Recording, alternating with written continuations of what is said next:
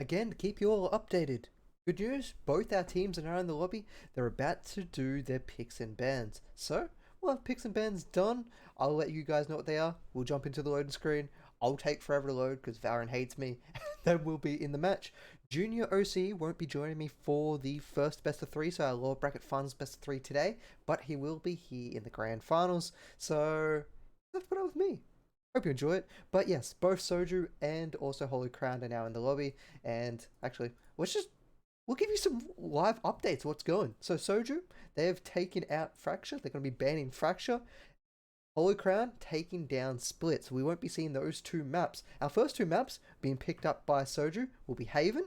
And then we'll be seeing Holy Crown picked up Breeze. So I'm going to record that because I'm going to forget it. So let me just write that one down. Soju taking Haven. And we got Hollow Crown with Breeze. And then we will be going to our final one. I was about to say final box because Soju banned Icebox and then Hollow Crown banned Binds. What does that leave us? Ascent, I believe, if I'm not ridiculous. Final map Ascent. Awesome. Okay, so let's write that one down for me. We are good to go. Now we're going to find out what side the team's going to be on. I'm going to set up my overlays. You're just along for the ride, and that's how we roll here. Anyway, I hope you're all having a lovely day. It's been a pretty good weekend. I've been, I wouldn't say stressed, but been doing a lot of work. I've got a new house I'm moving into in a week's time, so I'm pretty good with that. Ooh, looks like our teams are getting ready up. Let's make sure our overlays are set up correctly. Um, Overlays, okay. We have, currently looks like Soju will be our attackers. They are not set up correctly. Uh, okay, so we'll get our overlays fixed. Soju on our attacking side. I just ruled that, okay. Around this way. That up a bit. Soju on attack. Awesome. Well, good news, ladies and gentle people. We are about to jump into our game because I'm ready. The teams are ready. I hope you're all ready. I'm seeing some weirdness going on in chat. There is a delay, so you can try to stream snipe. Not gonna work, and these players will probably have already smashed out the round before you could even try to stream snap. But anyway, keep the chat fairly clean. I don't mind a little bit of trash, but if I see out seeing it go off into racism, any very derogative terms, direct insults, I will have to take action. I don't want to pain in the ass. Oh, not pain in the ass. That's probably not the right word. I don't want to foster that kind of toxicity. I don't mind a little bit of trash talk because we most of you probably already know each other, but just make sure to not step out of the bounds or the ban hammer will be coming your way. Anyway, throw your support to the teams. I think the predictions might still be open. They might have closed. Predictions have closed. Well, that's good anyway, because we're about to jump into game. So, hope you guys are ready, because I certainly am. Welcome to the Give Back Tournament Lower Finals Best of 3 map number 1 between Holy Crown and Soju Squad.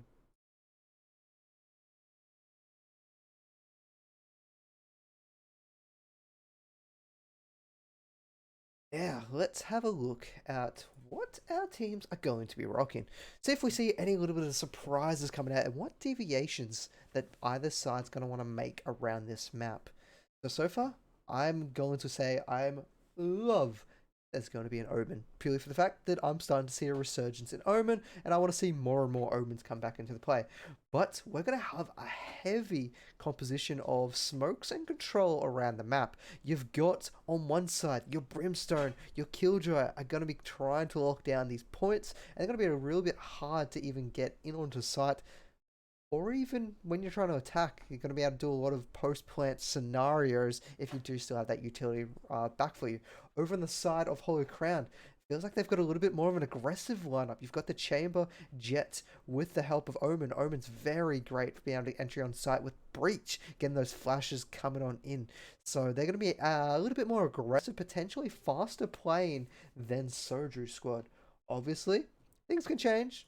I'm always probably going to be wrong about this, but we'll see how well each side wishes to take the tempo of the match as we go into it. As Hollow Crown will be starting on defense, so we'll be looking to see how aggressive they would be, whether they're going to put the hammer down onto their opponents earlier on, or they're going to let them come into sight. What do they wish to play more? Retakes, taking them kind of 50-50s, or the lurkers? Expect Broken Pig to be huge on these lurkers on the Omen.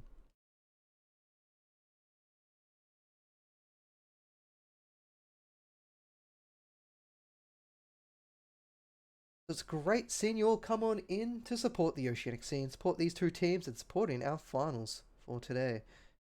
Our Chamber, already prepared, seeing what he's going to find coming on down towards C Long. He's got the Headhunter. Can he start fighting him? He missed the first shot, quickly gets on out of there. He doesn't want to stand around. Yeah, I did believe he did chip Skaz. Skaz going to lose a little bit of hit points, but that's not going to matter too much. As you can see, this very aggressiveness coming from the side of him.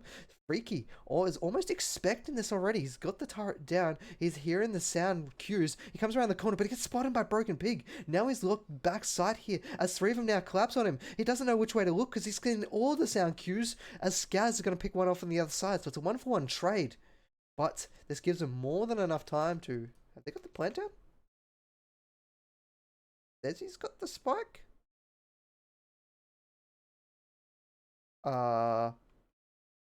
What is going on? I'm not too sure what's happening there with Taeyon. Taeyon seems to be maybe disconnected or something's happening with his computer. He does still have the spike, yet he hasn't placed it down yet, but it's G-Way now having a little look around as Holy Crown are still browsing around the map. It's kind of open from them. They're all looking around. They're not too sure what they want to do. Taeyon still looks like he may be having a little bit of computer issues. Could be a bit unfortunate there for round number 1 because that spike could have been down for a very long time and it would have forced this rotation and brought them into the sights of their opponents. And there we go. Now the spike is going on down. It looks like Taeyon's got everything sorted out. And now how will the rest of the team hold this one as Jiwei? It's them. Is all of them. It's going to see one come around the corner, gets the double right click, and he's gone. He's out of there. He's not going to deal with that anymore. On the back end, the Rainer picks up the first kill. Broken Pig. I think he may hear the sound coming from Garage. A little bit of information. He picks around the corner before the Rainer comes around. He turns around again, tries to take the challenge, and he gets the second. It is now all up to Taeyeon, the one with the computer issues. Has he solved the issues? Can he show us the skills that he's got? Now he's got a working setup. The hold, it's coming. Unfortunately, he can't do it. Broken Pig holds on. And I've got no sound. Thank you for that one. Okay, that one's got to be fixed. Okay. Fixed in round 2. Sorry, guys.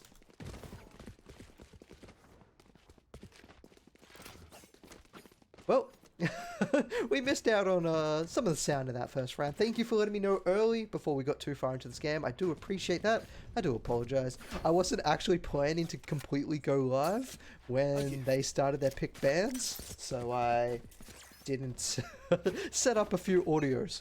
So now that's online, we should be good to go, as is Hollow Crown as they picked up the first round, and we got Yoshu gonna be having a little bit of peek down low. He's gonna see one. Did he see two? He's gonna be spotted out, so they know he's here. They're gonna be trying to push on in. Now on site, the spray from the Spectre's gonna be able to do anything. G-Way, he's still looking to fight this. He relocates as he saw two faces appear in his sightlines. That was a little bit frightening. Not frightening. Frightening for him. As the shock dart's gonna come around, it's not gonna land on default. He's not gonna be too happy about that shot. Second one comes on through. It's not going anywhere again. As now Jagan, he's holding on, waiting for the rest of his team to rotate on in. They do have the man advantage. Can Soju's squad hold on to this one? As the flash is coming out, Yoshi peeks around one side. He gets the double, thanks for the help of the flash, and then Dawn protects his life. Clean sweep by Hollow Crown as they enter onto the seaside. Flawless. Very low health to go around, but they will take that time and time again. Going to jump around, enjoy. But now it is time for Soju squad. Time to showcase what they have, because now they have themselves some finances. What can they do with it though? They really need to be able to make the pay, and they need to avoid casualties. The less casualties, the better. I mean, that sounds goddamn obvious, and it is, but it is their buy round, and they're up against the bonus of their opponents. They've barely lost anything on the other opponent's side. They still have all their Spectres. Look at those Spectres across the map. And Don, he's getting aggressive. He throws out the fault line. Thinks about coming around the corner, but no one's going to be there for him. And again, they're looking at challenging the C site. They want to go up against Yoshu. They really want to try and break it apart, tear him down, but each and every time it looks a little bit hasty. He gets on out of there and survives, but this time's not going to happen. They're going to finally clean him up. Spirit looking very aggressive, coming for Soju. Again, these two players from Hollow Crown that on the alert consistently with Broken Pig are always going to be trying to find kills, and it's going to always keep Soju squad on their tippy toes. Because if they step out of place, or if they leave a corner unchecked, soon there'll be Soju squad coming up from behind. Now Jagan, he's waiting for the confirmation of his two teammates to come on in. The alarm bot goes on off. Free K is going to swing around the corner. He's got the Phantom. He's able to collide with one. Can he find the second? Can he follow it up? Don's going to look at it sweeping around the corner. He's going to get hit. He's going to throw out the flash, but it's already a little bit late. Jagan's at least kind of coming in from the side. He wants to think about challenging this, but there's so many players down the end of C long, and they're going to clean that one up. The firepower superiority over those long distances is too strong for the Spectre.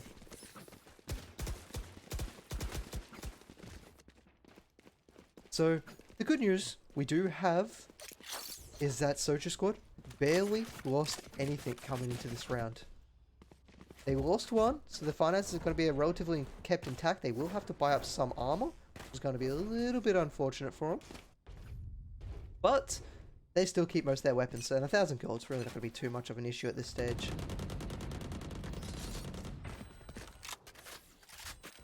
Skaz, what? He's going to be hiding on out inside of this smoke. Not going to be able to find anything there, as now we see the rain is going to be pushing on through.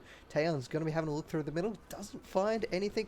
Actually, he does spot out Don. I don't think he finds the second one, however. Spirit making his way up, down, getting closer to a lobby. Not quite there yet. Rainer's got the help of Taeyeon, about to walk through the doors. They make their move up through garage. Don's going to be prepared for this. He might hear the noise. He hears the recon going off. He's a little bit worried about which way he's going to come out. The Rainer swings around the corner. Rainer's going to be able to pick him up.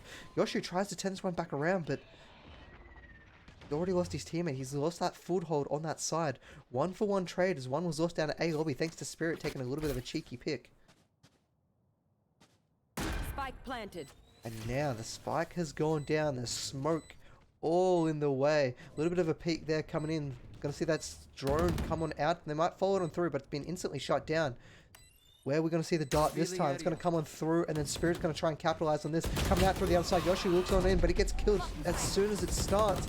And now, Broken Pig, he runs on through, and he just runs into death. Flame on the ground, bullets through the air. You can't survive that one, and Soju Squad takes it to even up the scoreline.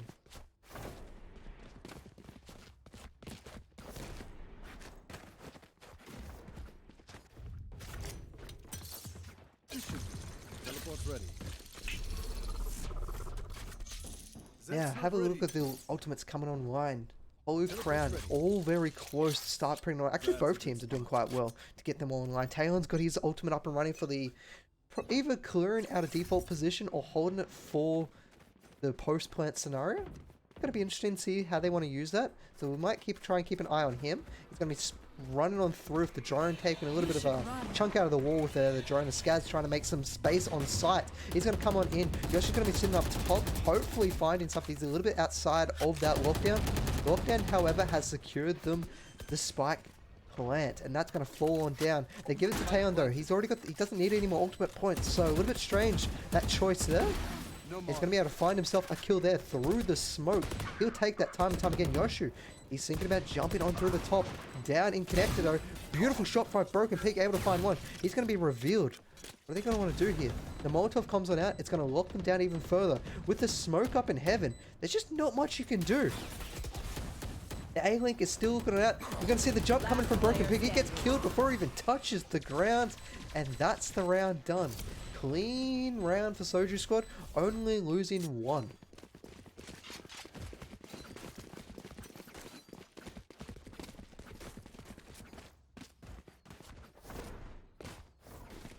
And now, we didn't see any ultimates at play the last round, but we're now going to more than likely see them here, as we got Hunter's Fury available from either side. Actually, we saw the lockdown. What am I talking about? We got Hunter's Fury now available for Jagan. So that was a beautiful play by Soju Squad. By getting that Hunter's Fury up, Hunter's Fury, the lockdown up before the Hunter's Fury was available, then you could really utilize its effectiveness, and they couldn't shut that down, opening up that A site.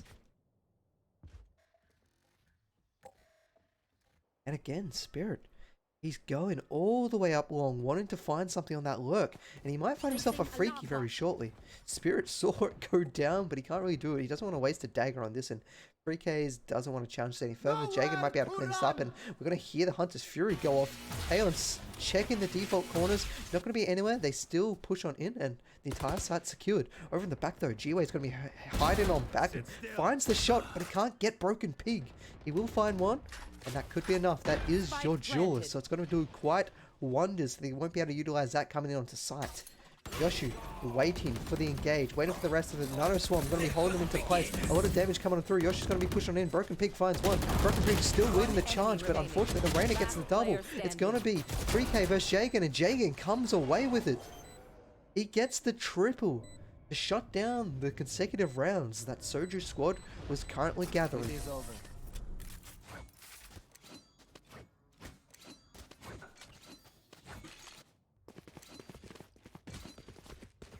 A rare piece. The 3 ultimates available to play with Hollow Crown. The Chamber's already locked that one down. He's got his Tour de Force prepared.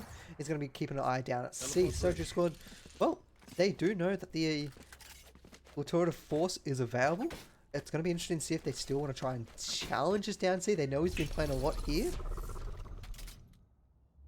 It looks like 3K believes he might still have the capability to take this one on. Don's going to be trying to go on through. He's going to use that fault line. Not going to land on anyone, but there's a push coming in down mid. Jagan. He's thinking about trying to capitalize, and he gets a double recon. He knows where 2 of the members are, but he doesn't find the shot. He does what? Somehow managed to get one, as now Broken Pig gets one. He quickly tries to get away, but if he'd just run, he could have survived, but he went for the teleport. He was afraid someone might be coming out of the window. And now Don's going to be trying to blow that one up. It's not going to be able to do any damage as Skaz. It's looking for Spirit. He does manage to find him. He goes for another one, but this time Don comes away victorious. It is now 2 versus 1. Soju Squad coming away. And then boom! Tour de Force has been shown. But he now needs to find himself a Vandal. He's going to be up against Freak-A. Freak-A's going to be trying to look into this one. He hears all the noise. He knows exactly where he is. The Nano Swarm's going to push him off the point. This gives Freak-A the opportune spot. He knows where he is. He pops the second one. Going to start the defusing, and Yoshu thinks he's somewhere down mid, and Freak-A has all the time in the world to line that one up and finish it off.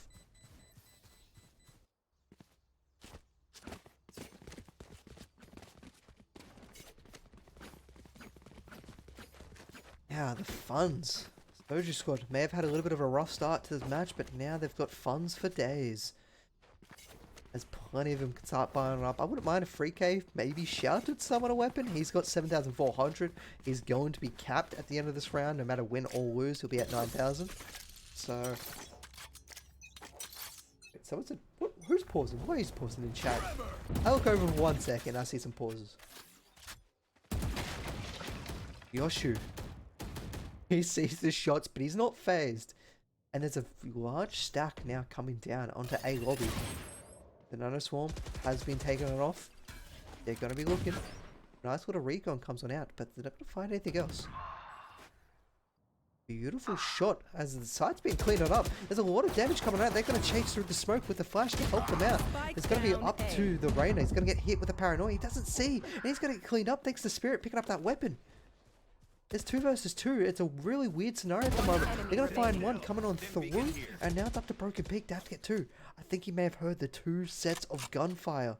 He pushes on down. He sees the head, but they also see his head pop on down, and 1 apiece for Soju Squad. They all take a piece. I'll be right back a second. I just got to check something.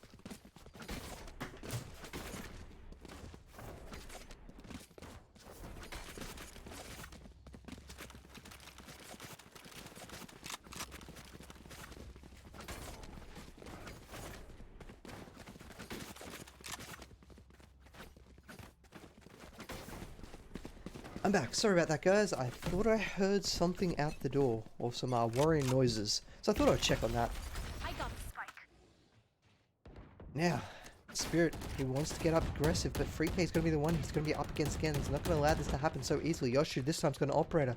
No more Little Force, but we'll see what he can do with the Operator. Gives him a few more shots and a little bit more capability to secure that funding onto the next round if he does end up losing it.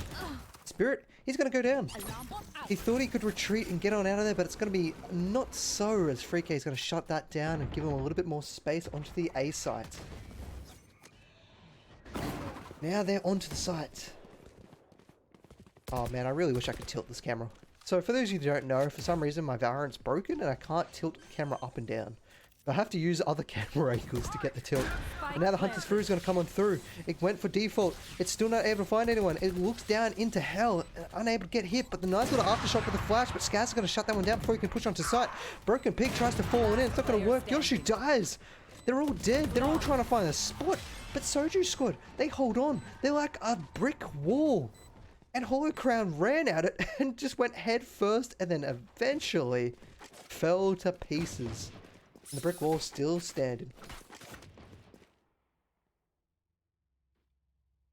And now we are 3-6 with a lot of consecutive rounds going in favor of Soju Squad, being able to get the double triple, which has really helped them start to get a foothold on this map. They've got plenty of ultimates that they're looking at using now.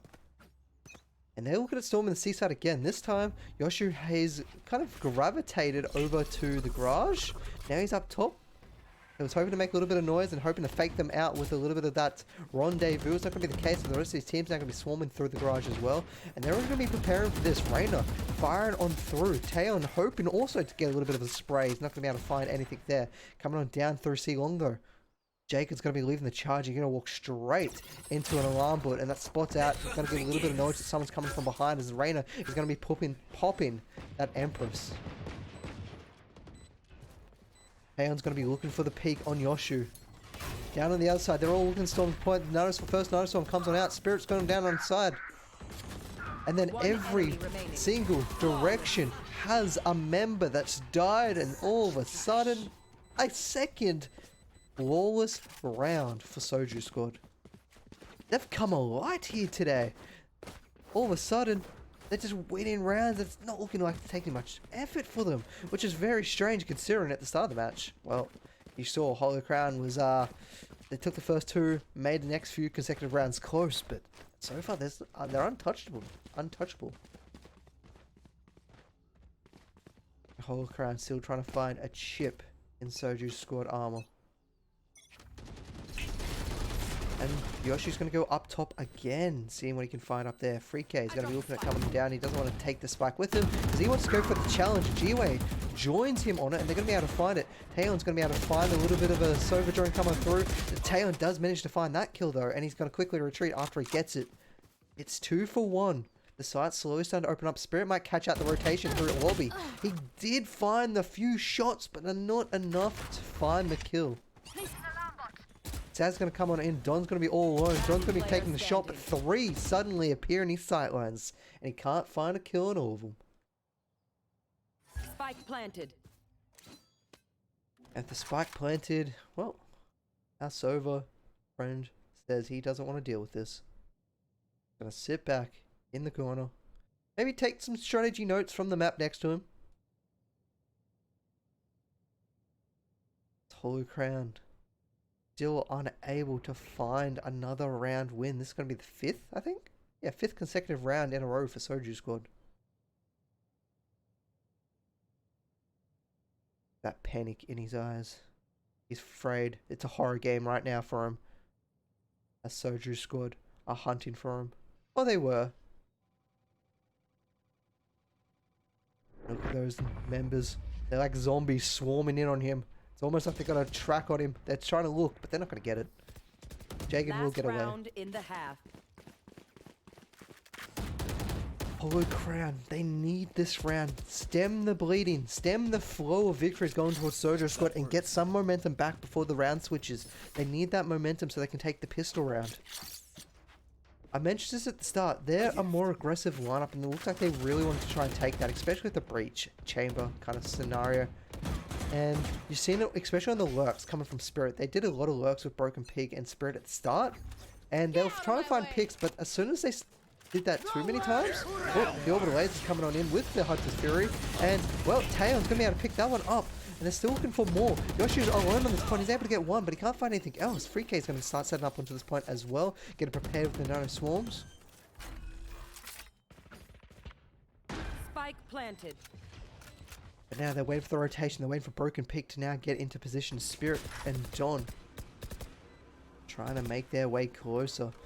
The Sova drone is going to come on out. The Rolling Thunder is going to prepare onto site. Can Spirit make his way on in? No, they can't. The Nano Swarm completely blocking them out. Free K being an absolute nuisance, not allowing anyone to come in onto site, but Broken Pig's going to be able to get cleaned up there. Spirit is looking for more. Don's be able to go for it, but the Rainer picks up the double. Broken Pig has been detained.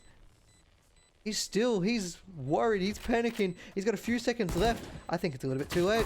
This is round over no matter what. Soju squad picking up 6 rounds in a row. I can't count. But Holy Crown, I feel like now they're in a position where their agent picks favor, and that's on the offensive side here. That doesn't mean that Soju does not have a good defensive orientated abilities either. You've got that Killjoy really able to lock down the site, leave her alone onto the site to deal with whatever comes her way, and you've seen how well Freaky has been using these Nano Swarms, really denying any kind of simultaneous pushes onto site.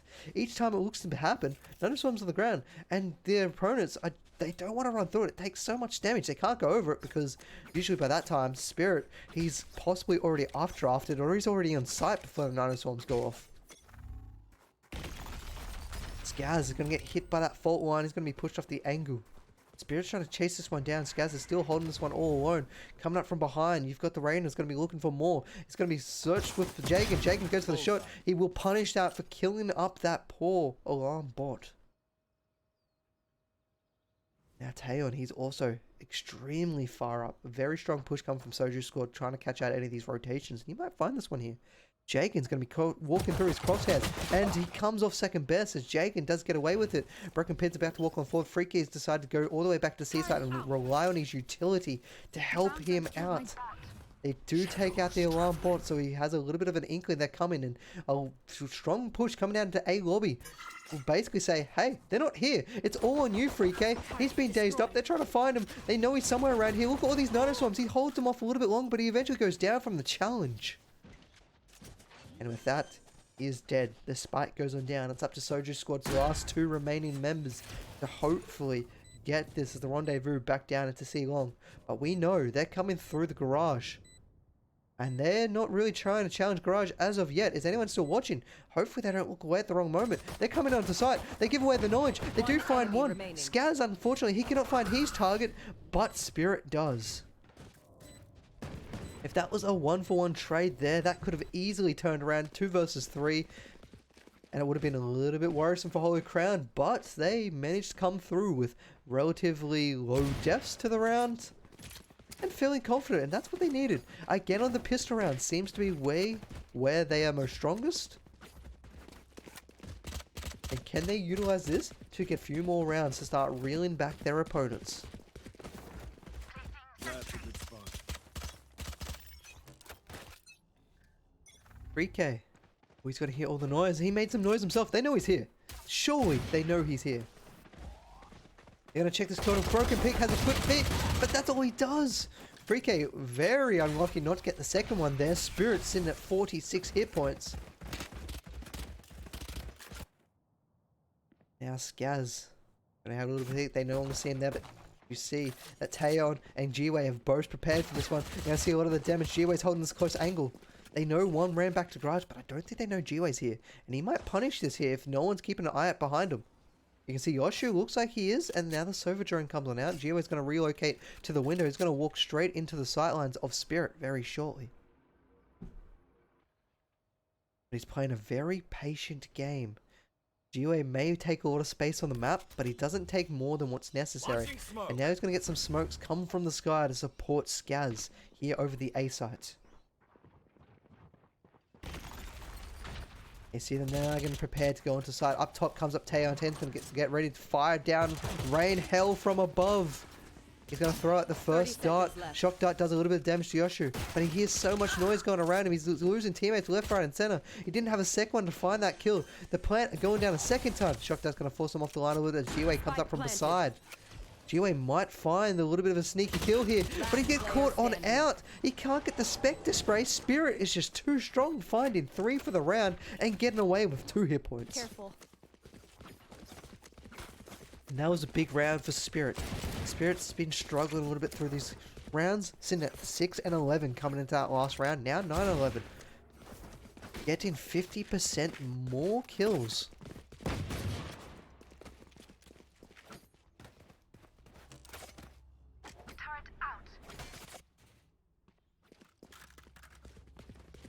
Now as we start to the next round, we've got 2 sitting over in B mid here. It looks like the Reyna is going to be trying to take this challenge to the Vandal with the help of G-Wei. And I've got to find anything. They do shut down at least the recon, so they know they've got about 40 seconds before they have to worry about that one coming back on in. Reyna's hoping someone walks into his line sides. G-Wei is standing on the other side. They've got a very strong hold over to the B to the C side. A side's a little bit less strong, but it's okay. That's going to be locked down by Skaz, and Skaz is feeling confident right now, especially after coming off the triple from the last round. G-Wei really not showing or giving much to his opponents. Holy Crown hoping someone comes on out and gives them a little bit of space, a little bit of something to play with. Taeyeon's going to be throwing out the recon dart. It's not going to support anyone in garage. The Spirit, he will find the one. Reyna thought might start to aggress in this because the recon dart came out in garage. He might be able to find something coming down through mid. Not going to be the case. He's going to get instantly killed. They do lose their chamber over at C Long though. 3K not going to let that one go through without a fight. And Skaz, 5 hit points. The last time he was this low, he managed to find many kills, but he's just been hit by Paranoia, and Broken is going to put the fear into his heart. As G-Wei gets one, he's going to be looking around, coming to the site. He has to wait for 3K, but he's got a lot of time. There's still plenty of time for the rotation to come on in. Will he go up, or they both go connector? That is the question.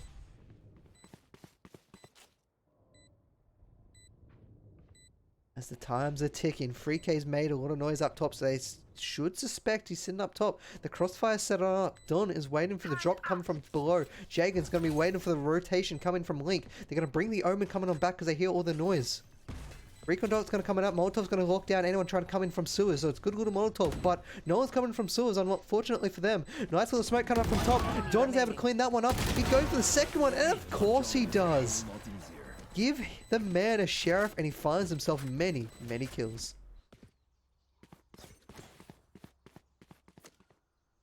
As now Soju squad, they call in the timeouts after losing 3 rounds in a row, one of them being their bye round against the bonus of Hollow Crown.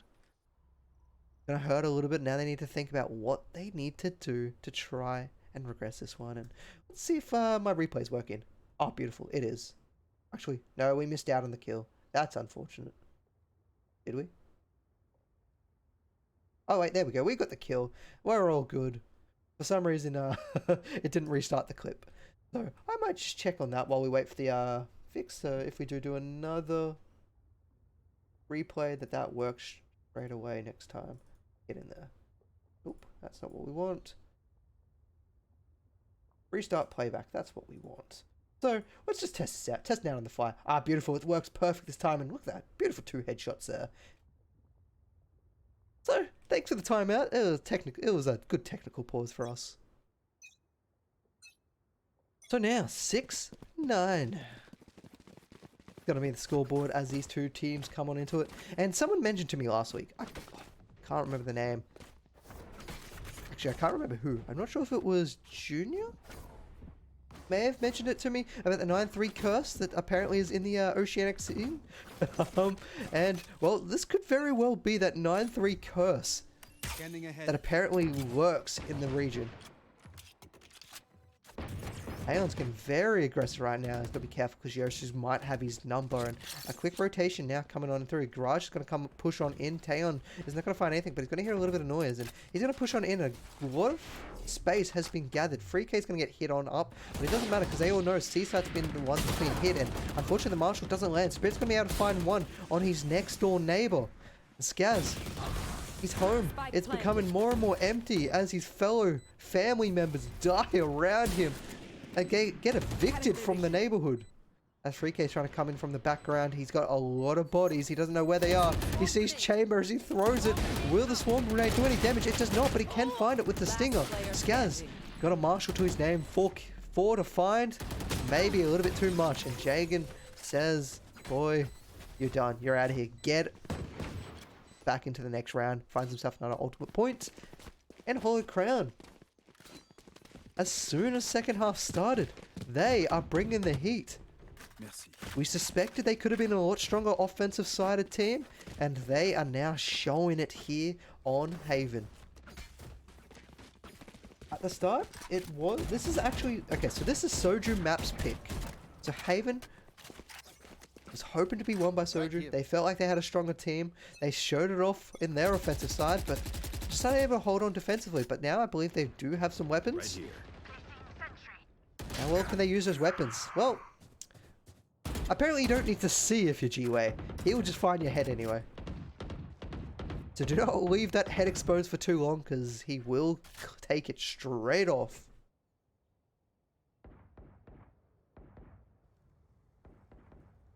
Taeyeon's going to challenge his fellow Sova, his fellow brother-in-arms. He runs away in fear. No, he doesn't run away in fear. He relocates to a new position.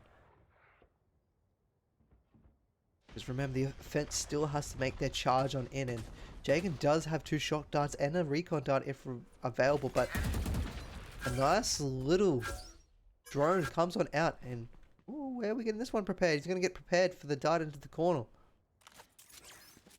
He has a little bit of a peek. He thought second of it, and, well, he's going to get some knowledge that nothing's happening here. Skaz is still watching down mid with the operator. I don't think this operator's been revealed yet, and I don't think they know where the jet is. So this could be big. 30 seconds left. There we go. Skaz starts it off. Gets the round firing and gets one. Rayner's going to be looking for a second one. He gets one. He almost finds the second. They almost lined up for him. He's a little bit unfortunate there, but this is the round Soju Squad needs to try and pull this one back. The spray around Talon's head. Talon's going to be pretty happy about that. Narrowly avoids death. Spike is down. Yoshi's looking for kills. He looks not far enough, and Jiwei says, thank you very much. I'll take that one. And that puts him onto his ultimates. So 3 ultimates available for either side, with a couple others just not too far off.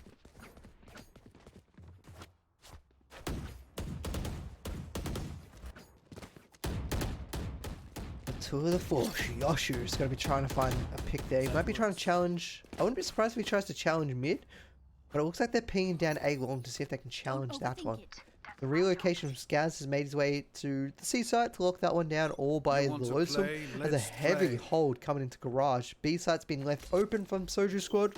See what they want to do that.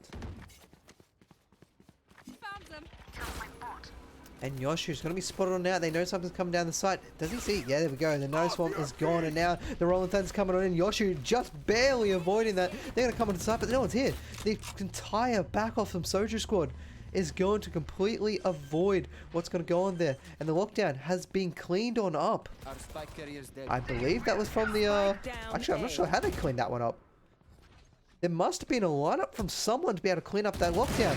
And Spirit, he's now trying to hold it on. He's got a lot of damage. He's going to throw the smoke around the corner, which disengages from the Rainer's ult. Talon's trying to find more and more players for them to be able to deal with. Jagan's throwing out shotguns to hopefully find a kill. He's now burning. He's just been able to get into the corner to survive a little bit longer. There's so much going on side at the moment. Once the smoke goes on down, ooh, strong shot down. Spike hasn't been planted, so it's all in the ball court of Hollow Crown. Can they return with a good backhand? It's going to be very hard because basically Soju Squad has spiked this out them. The recon dart goes over the top so I can spot anyone out. A little bit of spray. G-Way is getting awfully close there to Jagan. And now as the smoke has fallen,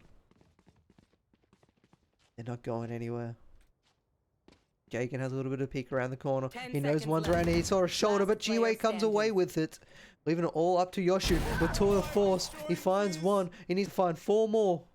Oh, he saw the shoulder peek, and Skaz is the one that's going to clean him up. Skaz. A little bit of a disadvantage there as his opponent was watching that angle, but he takes the challenge and comes away with it. And now we're going to see Hollow Crown pull on out the timeout.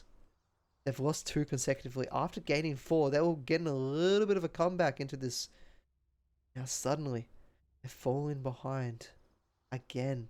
As soon as they start to get a little bit of a whiff of that fresh kind of bakery smell, Soju Squad closes the door. They've put up the "we're closed" sign. And Hollow Crown, they're a little bit disappointed. They're sad that they don't get to taste that fresh loaf of bread. They're planning a heist to get into this bakery store. Get themselves a delicious almond croissant with a nice little bit of whipped cream inside. Okay, I'm making myself hungry. Anyway, with the timeout, it's going to give them a little bit of a breather. Hopefully they can find themselves what they want to do, or at least screw up the momentum of Soju Squad, to put it bluntly, because Soju Squad is finding many, many kills at the moment.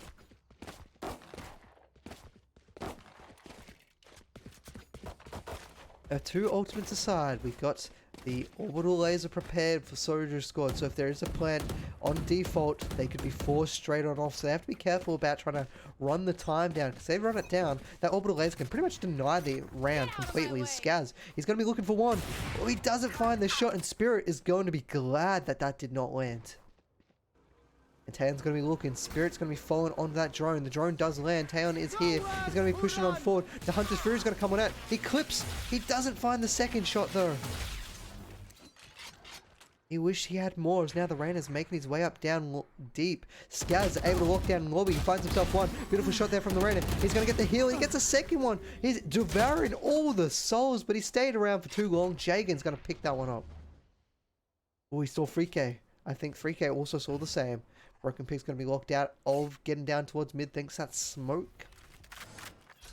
As they push together, they're going to jump on out the smoke of his own. Blocking up B site. Recon Dart coming out to the back of site. It's going to not find anyone, unfortunately for him. But Skaz is going to be standing up close and finds himself one. With the help of G-Way, gets himself the second.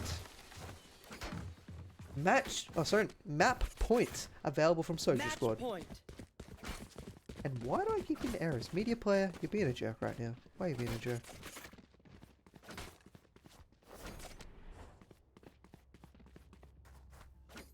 Sorry, I've got just a random pop-up.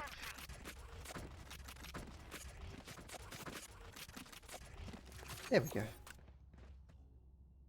So map point available for Soldier Squad. This is map number 1. So this is the best of 3 for the Law Finals for a place in the Grand Finals. Rain is going to try and take this challenge. Going to be trying to stop Hollow Crown trying to get back into this one. And it's not going to be the case. Broken Pig breaks on down the door. Breaks on down any barriers that consisted between the physical realm and, well, the dead realm. Because he's conjoined them both for the poor Rainer.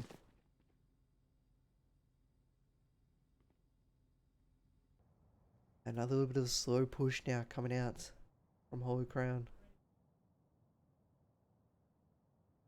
No one yet coming on down. Got that shock dart. It's prepared. It's bouncing. It goes to the back of the site. It's going to be spot. Did they see where that shot came from? So they wouldn't have. It's a phantom. It doesn't show bullet trails. And he's going to see the Omen. The Omen's going to get a lot of knowledge. And a beautiful aftershock does a lot of damage. But Spree-K, he changed his position. He got given the knowledge, but he'd already moved. It was a little bit strange seeing Spirit still check that corner when there was an aftershock there, but that's going to be the case. Town gets one. He's going to be working with Skaz. Town goes on down, coming from the shot from the side. But unfortunately, Skaz, he's now got the daggers. He's got to find 2, though. Can he do it, though? Broken Pig's going to be protecting Don as Don gets that spike down. Hits the ground. The orbital laser comes on out, but it's a little bit slow. Don pushes up, but he's not going to find the kill. It's going to be all up to Broken Pig. He has to find 2 here, and that's going to be very difficult to do. They don't know where he's gone. They don't know if he's gone into garage or he's gone down long. But now, the paranoia coming through. He's getting some spikes on through. He's going to have to spray on this. He's going through. He doesn't find the kill. He's done a lot of damage. He's holding. They're holding. He runs out of ammo. That's it. That's game. That is round. That is map number 1 going to Soju Squad. So, someone's asking for bracket. Boom. I'll get you the bracket for you. The give back tournament bracket. Sorry, I didn't put it into my bracket commands. That is my apologies. And we have a little look at the damage that has been done for either of these 2 teams. The First Blood, Spirit was able to find a lot of First Bloods. It didn't quite really reflect in a lot of his econ rating and KDAs. Combat Squad, though, Freaky being able to find many, many kills. Oh, many multi-kills. Yeah, with that, my friends, we'll be getting ready to go to game number 2. So we'll go to a short intermission. So stay tuned as map number 2 coming up very shortly. Thanks for tuning on in.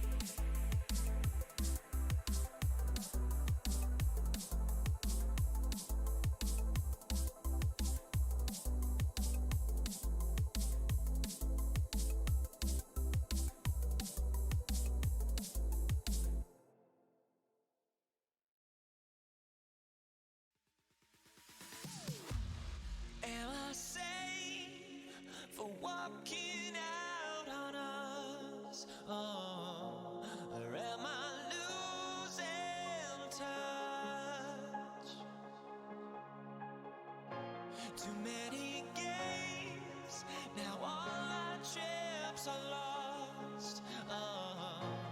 Luck was not enough.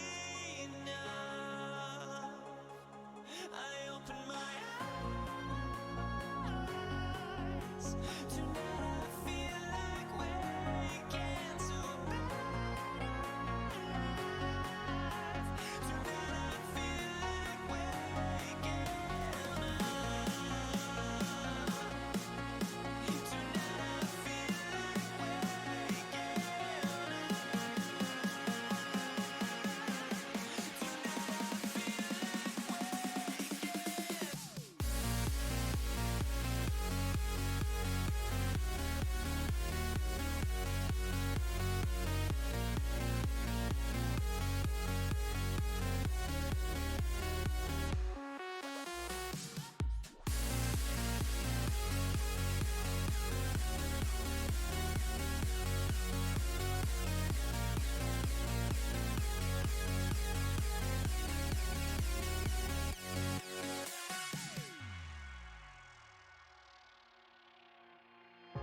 Now here we stand and hover on the edge. We're just a drop in time. I feel like gave you every breath I had. Even forgave your crimes. I opened my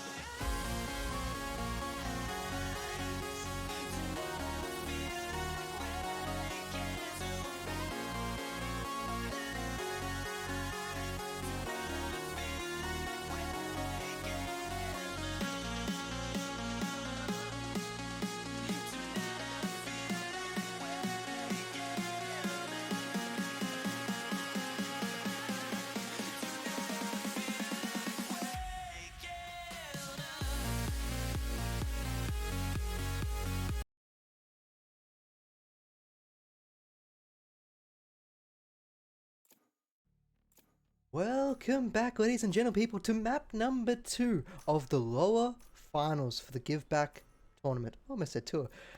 Glad to have you on board. I see the stream is growing and growing, and a lot of flowers are being posted in chat. If heads up, if you do get hit by Nightbook for too many symbols, there is a limit for people who are newer to the channel than it is to people who are what they call regular. Regular people will be able to spam more symbols and emotes than normal people. So become a regular if you want to spam those to spam too many flowers. Anyway, it's great seeing you all here supporting both these teams in the Oceanic region, both Hollow Crown and our Soju squad. The winner of this will be taking on Crash's Kittens in our grand finals, which will be coming up straight after this or at 4:30. Whichever comes first. Probably straight at 4:30 if this game ends a little bit early, if it is a 2-0. But of course, we want to see a best of 3. We want to see it go to map number 3, and that's what Hollow Crown will be after here on Breeze. Man, I really need to work on that signature transition. I feel like I have to hold a smile for a little bit too long. So, we can see the teams now getting their agents selected, getting them prepared, and, well, at this stage, I don't see anything shocking. Because you've got your Vipers. That's really all you need on this stage. Your Vipers and a Jet to go along with it. You've seen Chamber used everywhere and anywhere these days. I think probably the only stage you won't see Chamber used as often, maybe Split. I think Split's a little bit harder, but you'll still potentially use him over at Laboratory. I think he's off screens, I believe it's called. But I think that's probably his lowest played map. Everywhere else, though, Chamber is just on fire, joining a lot of these other agents in terms of the pick rates. And by other agents, I pretty much mean Jet and Sova. They're always going to be rocking in 90% of your matches. Anyway, we do have around a half switch coming into this one, as Soju Squad this time will be starting on defense and Hollow Crown will pick up the offense, seeing what they have to show us. And looking at their lineup, they've got the flashes to be able to enter on site, giving a lot of capability for that Jet and Chamber to find those kills. Don's going to be the one rocking it, so he will be more than likely using that more as a utility. He hasn't been one to be entering and finding a lot of these entry frags or quite on the lurk either, because Broken Pig, who's now playing your Viper, has been generally your lurker. Revealing area. Dan's going to come on down. He's not going to be able to hit G-Way yet. He's got that Headhunter, the value Headhunter, hoping that someone walks into his side, and Spirit is going to be the one that's going to be challenging that. But Spirit, with the revolver, says, screw your Headhunter, I'm finding this kill. Taeyeon gets a kill up top into the halls as he makes his way down very aggressively to have a little bit of a peek down the end. He's got to be careful here because they don't have the knowledge that anyone is actually down in caves. So anyone could swing from any of those angles and find himself a nice little pick there. But he gets a little bit of knowledge and they quickly swing. They suspect something might be coming over to the B site. And, well, they're going to be right. As now the dagger comes on out. It's not going to hit anyone, so they know no one's hiding around that corner. You got the Viper coming in from behind. They're coming in from each and every way. Look at all those crossfire angles now, looking for the kills. Freekey's coming up from backside. We'll be able to find one. He does. He finds Spirit. He goes for the jump in right click. It's not going to work for him this time. One enemy It's all up to Taeyeon. He lost his teammate Skaz. He's got 91 hit points. He's got a shock dart. He's got two very low health players. That's one shot. He just needs to find one more. The shock dart. It's going to be it. And he gets the triple for the round. Taeyeon starts this map up so strong. Good thing I was with you. Yes? Let's just watch that one once again. Look at this. Taeyeon. He can just feel him. Knows something's going on. He checks right, finds one, shock dart, and that's it. Done and dusted. And that's not something Hollow Crown wanted to see. They won the first two pistol rounds of the series, taking them both out on Haven. They were hoping that they would also have that here. And they were in a good position too, but there was so much damage that was brought upon them that they just need to be blown on. And, well, that's what happened. They got blown on over. Now, the Reyna goes for the shot, doesn't land it, doesn't even get any damage. This could be the opening that Hollow Crown needs, as Skaz does end up kneecapping Dawn and goes for a second shot. He's got the help of Taeyeon. Taeyeon's going to go over the top with this Ghost. The Ghost finding a lot of shots. It didn't even decide to upgrade. He is comfortable and confident with the Ghost. My God! Taeyeon, 6-0. Is this what? I don't even know what to say. He doesn't care. He's got himself a Ghost. That's all that matters. 1, 2, 3. It's as easy as that for the man.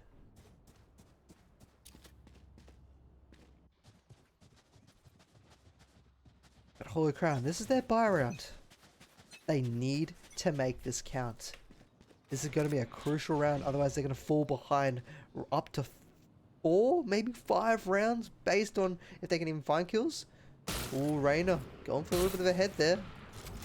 Didn't work out for him in the last round when he was over at the A site. Hoping it works out for him this time. He's got some information of the opponents, however. That's all they got. It's a very slow play coming out of Hollow Crown. They're trying to get as much knowledge as they can, as that drone's not going to get all the way down this tunnel. So it's going to be a little unfortunate. They don't know if anyone's around that corner, which is going to make it hard for Dawn. Dawn's not going to be confident or certain. Taeyeon takes a shot in the back. Jake and Spirit almost able to pick that one up, as now Gio is going to be trying to have a little bit of a pick of a Marshal of his own. There's so many Marshals on Soju squad, but they're just not landing the shots right now. But it is keeping Hollow Crown at bay, at least until Broken Pig has made his way onto science. 3 dead, and I couldn't find a single one of them kills. That's my camera work for you.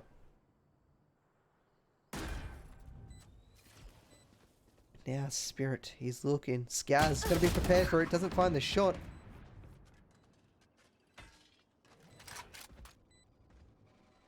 Gonna get the help of Freekey coming up from behind. The dagger comes in out, reveals no one, doesn't suppress anything. They're hoping to suppress Skaz so they could punish him and he wouldn't be able to dash. Spirit, he wants to have a little peek around this corner. Oh, he didn't see down below thanks to his weapon. Oh, he's got to miss out on that kill, but Skaz is going to pick up one with the Marshal. They're going to be looking for one more, so almost a clean round for Hollow Crown. Skaz does some more damage. They need to stop challenging him. There's no way he gets a third one there. Skaz got way more than what he should have. Sure, he got one. Hollow Crown, you either push together and take that kill at the same time, or leave him be. I understand that they probably didn't want to give away a Vandal, but there was not much time left on the clock. They could have left it on site. He probably would have killed himself anyway, so he could get that ultimate charge. But they lost 3 members at the end. And that hurts them. Look at their finances. They can't even really fully buy without sacrificing someone else's finances. Yoshi's just going to rely on his little tour de force.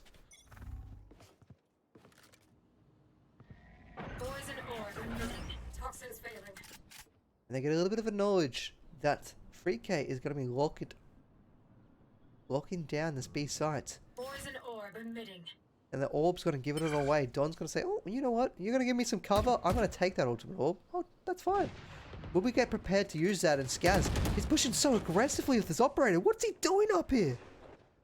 I said that last time and he found 3 kills. So we know what he's after. He's after some heads on his opponent.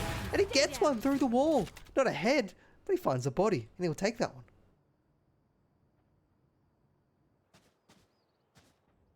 What does Hollow Crown do now? They've lost their lead onto site. Look at Skaz. He's not afraid. That is confidence. Does that bite him though?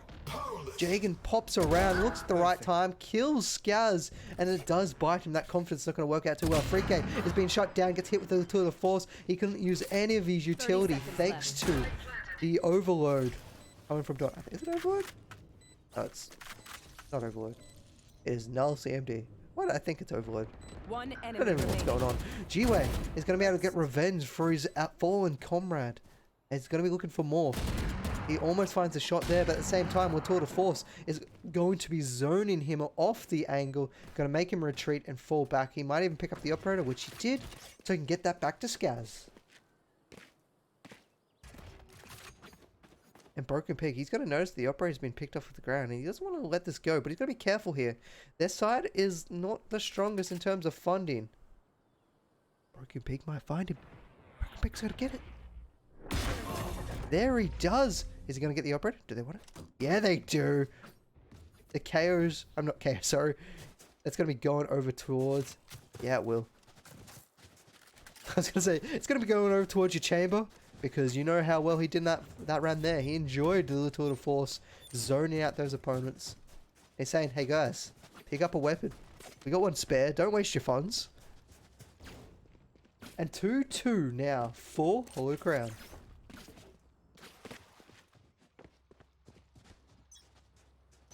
Now, we got 2 ultimates online.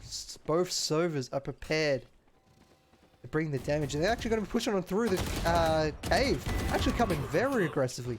Don's going to be able to get double. Rainer's going to be able to find anything there. Leaving it all up to Skaz with just a Marshal. He much would have rather to have that operator. He's going to get spotted out. They know he's on site. They're going to push him quite quickly. The drone's just like, hey, you're right here. And he used most of his shots to deal with that drone. Didn't find it. He'll go on down. So for the most part, Hollow Crown take this round fairly easy. FreeK does rock a Guardian here, so if he finds a head, he could get himself a kill. But Don with the fancy feet, able to shut down FreeK.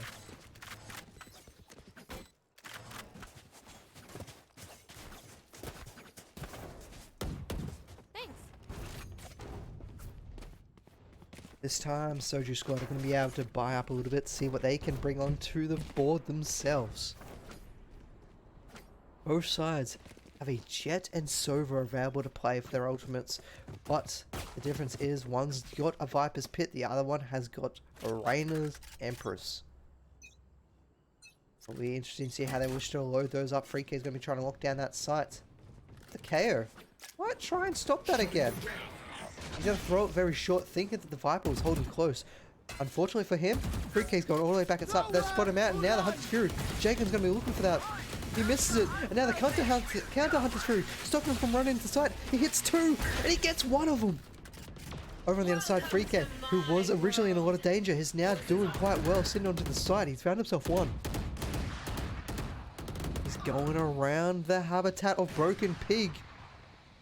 Pig is rolling around in his own little Viper's pit at the moment. Freek's gone deep. They didn't check the site. He's out of there. Spike Pit has down, fallen. B. It's up to Don, and Don falls. Strong round for Soju Squad there. Hollow Crown, they got in. They thought they had it done. They thought they'd found Freak. They just didn't suspect the Spanish Inquisition. By Spanish Inquisition, I mean Taeon. He countered that with a great Hunter's Fury, and then once the Hunter's Fury hit, they kind of panicked over here towards the gate as they were trying to get on in. That first clip that hit 2 people, they both started panicking and ran off to the sides. So then they weren't able to storm the B side as well as they wanted to. It broke them apart.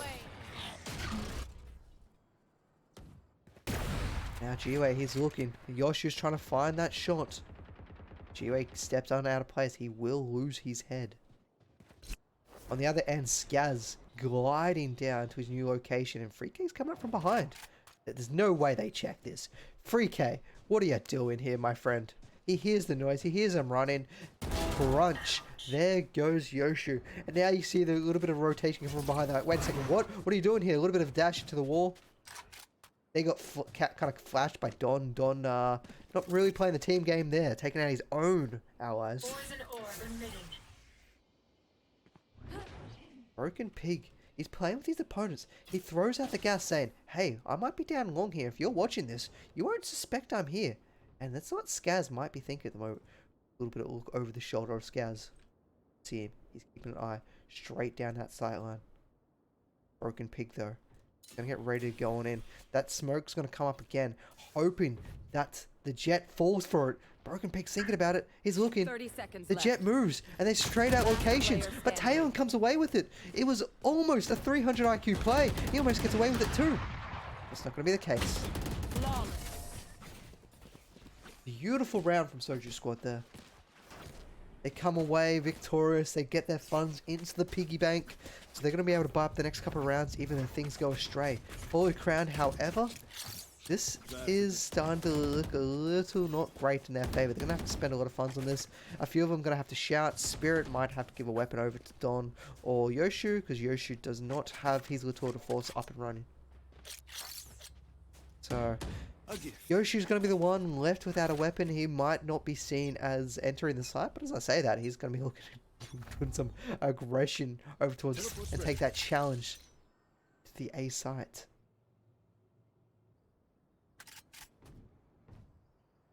There. Someone pinged something. They suspect something's coming up. Spirit is going to be making his way. Yaz might have himself a Yoshu in his crosshairs very shortly. Oh, I don't know what that was. That was like a panic shot, maybe. Broken Pig's gonna be able to find that kill. Taeyeon's going up above to get some knowledge. He finds Yoshu. He doesn't get to find anyone else hiding around Pillar. And this is a start Holy Crown need. They found the opening frag. Can they capitalize on it though? In these scenarios, Soju Squad's usually been good at returning frag and even at back up and taking these rounds.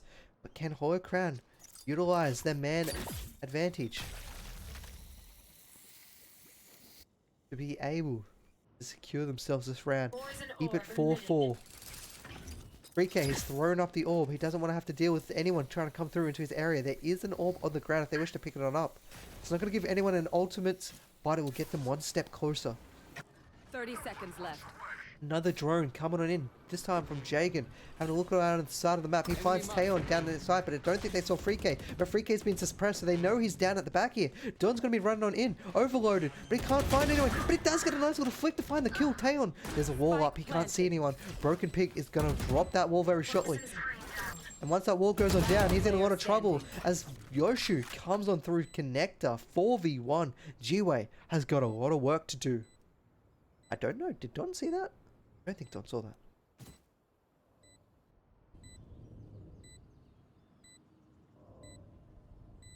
Looking, he's coming in for it. Yue's searching. He's on the hunt, but Jagan's going to pick this one up. And the scoreboard has been equalized. Big round for Hollow Crown there. Big success and a big hit on B.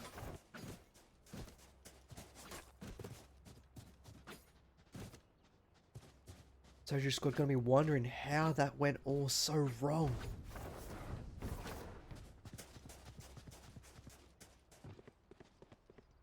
Now as the time ticks on down, even scoreboards, Hollow Crown making sure not to let their offense go to waste. And for once, I don't actually know the statistics for the side, which side is actually more in favour. As the Viper's Pit's going to come on down. Don might do a few little sprays and ooh, almost finds himself a free K who was getting a little bit crazy going across that kind of pit. Being very vulnerable. Skaz again holding down up towards Hall. Just want to make sure anyone comes down that way. And G-Way, where did he find that shot from? Found it from Connector. Rendezvous gets himself a kill. Jagan's going to find him out now, so they know he's rendezvoused away. Poison orb emitting. Smoke. Reducing the sightline from Skaz. Aeon might be coming up against a little bit of a fight very shortly. Skaz going to be hunting. Broken Pig's going to challenge this corner. Viper's Pit goes on up, but a beautiful shot from Skaz. Good little tracking. He knew it. He knew it was coming. Aeon's now looking for a little bit of a shot. The dart comes out of the background. It scans one, it scans two. He knows where they both are. He doesn't know which one of the bit of the buffet he wants. Aeon trying to go for the shock dart. The shock dart didn't work first time. Second time, unfortunately, it wasn't in that location. It was on the other side of pyramids. And Don's going to come around the corner. He's able to find one. He dodges the shot, gets a second. It's up to G-Way now. What can G-Way show us? He's got 2 shots left, and then he's got an operator. Does he really want to continue to challenge this? Or should he save the operator for the rest of his team? Do they have enough funds? He's got 1 shot left. He hasn't been quite suppressed yet. Actually, does suppression stop you using the tour de force? I'm not 100% certain. He's hoping that they start walking through sight lines. Boom! That's one. And Don? Well, Don, I don't think you're getting away, my friend. You're gone!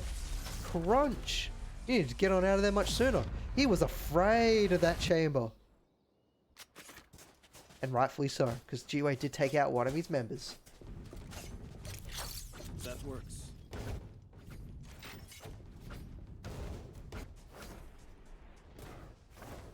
Hollow Crown tasting the sweetness of the being ahead.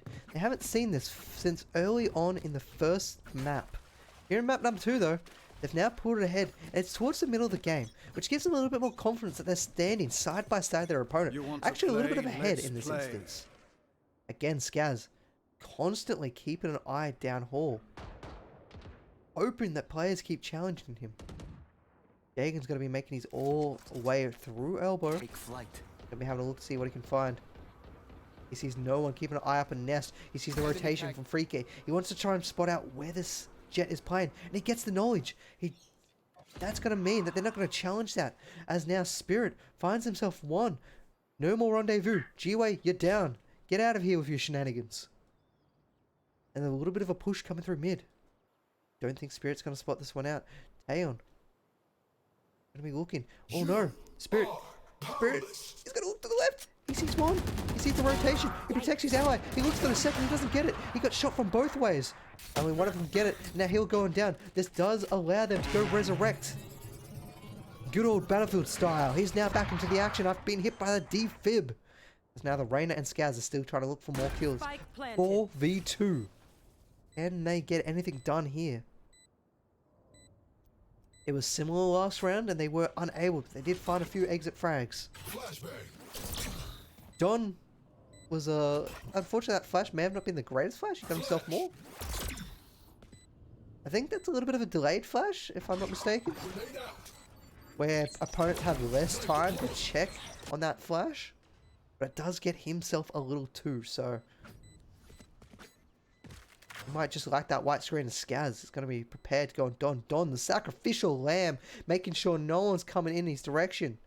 He's going to swing around the corner. Don almost finds the kill. It's Don versus Skaz. Skaz misses another shot with the operator. Don gets killed again by Skaz. Actually, again by an operator locking down the sights. But Don... They just throw Don every time at their opponent. I mean, he's 10 for 6, so I guess why not throw him at your opponent? He's doing quite well finding those kills.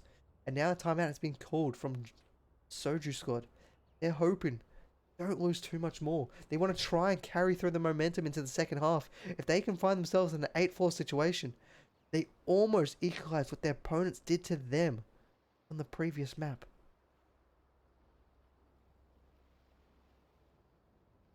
And I say thank you all for tuning on into the Give Back tournament.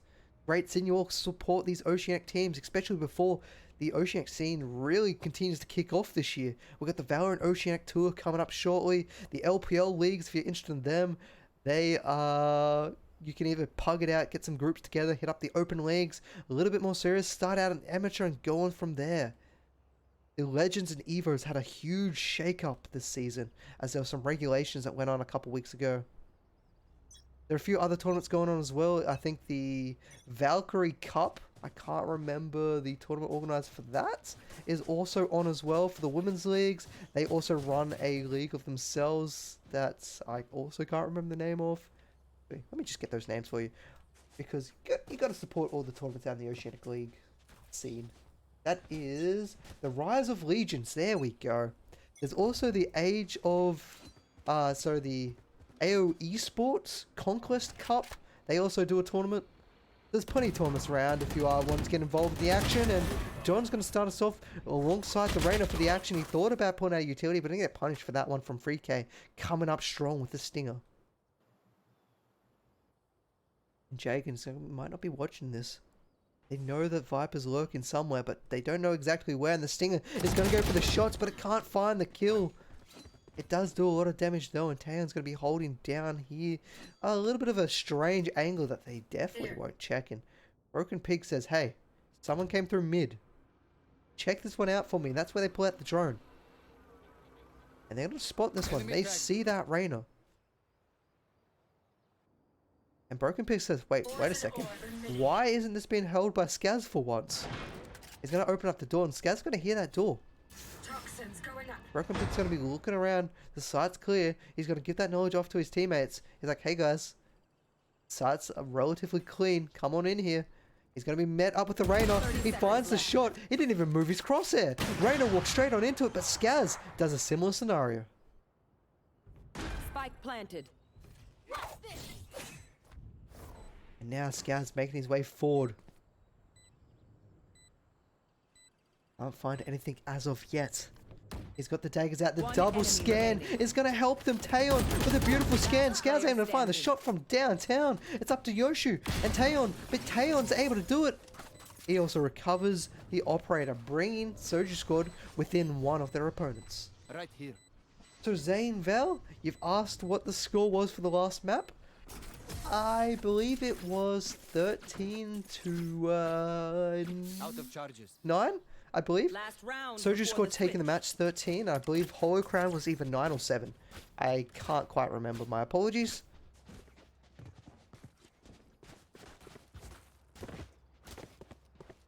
Now, map number 2. We got a few ultimates available for either side.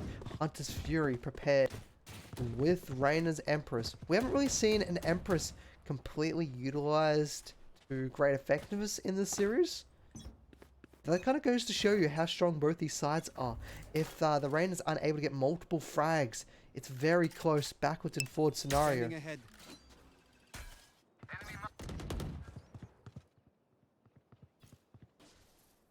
Now Yoshu finds himself one. FreeK put his body on the line and gets trampled on over.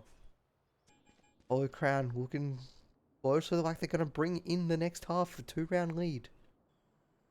Skaz decided he's changing positions on this map. He no longer wants to hold that hole, which is going to give Broken Pig a little bit of a maybe false sense of insecurities, because he usually knows that Skaz is keeping an eye down at such a very long angle.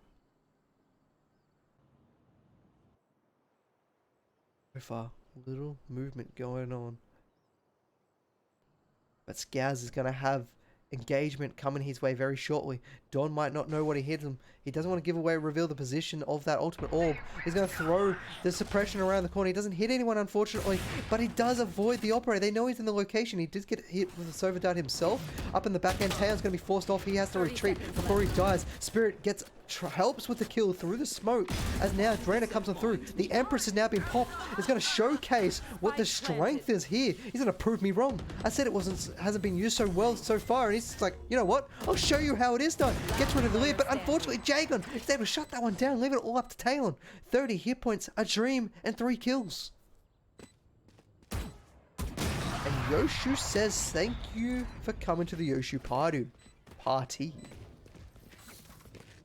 Switching sides. And with that, Soju squad take it a lead into the second half here on map number 2. They're happy. You can feel it in their bones. But now, how are they going to start to set up their sights? You got the Viper sitting over the B side, which is very familiar. They got Chamber's not quite a duelist, but I still like to call him a duelist. Sitting over here with the help of Jet. Gonna be looking down the A side, leaving it up to Taeon. Sorry, oh, what am I talking about? It's Jagan. Taeon's over here. Up to Jagan. Taking up Nest with the help of his 2 fellow brothers, Broken Pig and Don. Looking at going to some heavy aggression down towards mid, as the other 2 keep an eye down on A. Spirit goes deep. Ooh, he got out of there before he took any damage. That was a good little spot for him. Headhunter activated for Yoshu. And oh, he missed the shot. Spirit, however, doesn't miss a second time. 3K sneaks up all the way down hall, finds himself a kill. He's looking to get on out of there as Yoshi's trying to relocate to try and shut that down so they don't get any more movement down mid. Broken Pig cannot find the kill down in an aggressive stance towards that pillar. And with all the engagement over the map, it says Soju squad decide the B site's now the place they want to hit. Don's got to swing around the corner at the perfect timing. He finds himself one. He's evened it back up for his team. Yoshu hoping that he can put themselves ahead for this round. Spike planted. Suppression comes down the backside. They're going to hit one. Actually, what? I was surprised that actually didn't hit the chamber. Flash comes out. He goes on through. They're going to push on through. Taeyeon's looking the other way, so he doesn't care. He's going to swing around the corner. He gets the right click on one person. That's sharing damage, but he can't get it all. Spirit's going to pick that one up. 3K coming in from the side. He's going to be looking for more. It's all up to Spirit, though. Spirit doesn't know where he is. He starts to reload. Oh, a little bit of peek from G-Way. The Sheriff, can he find the double kill? He cannot. 3K coming in from the lurk to support his team.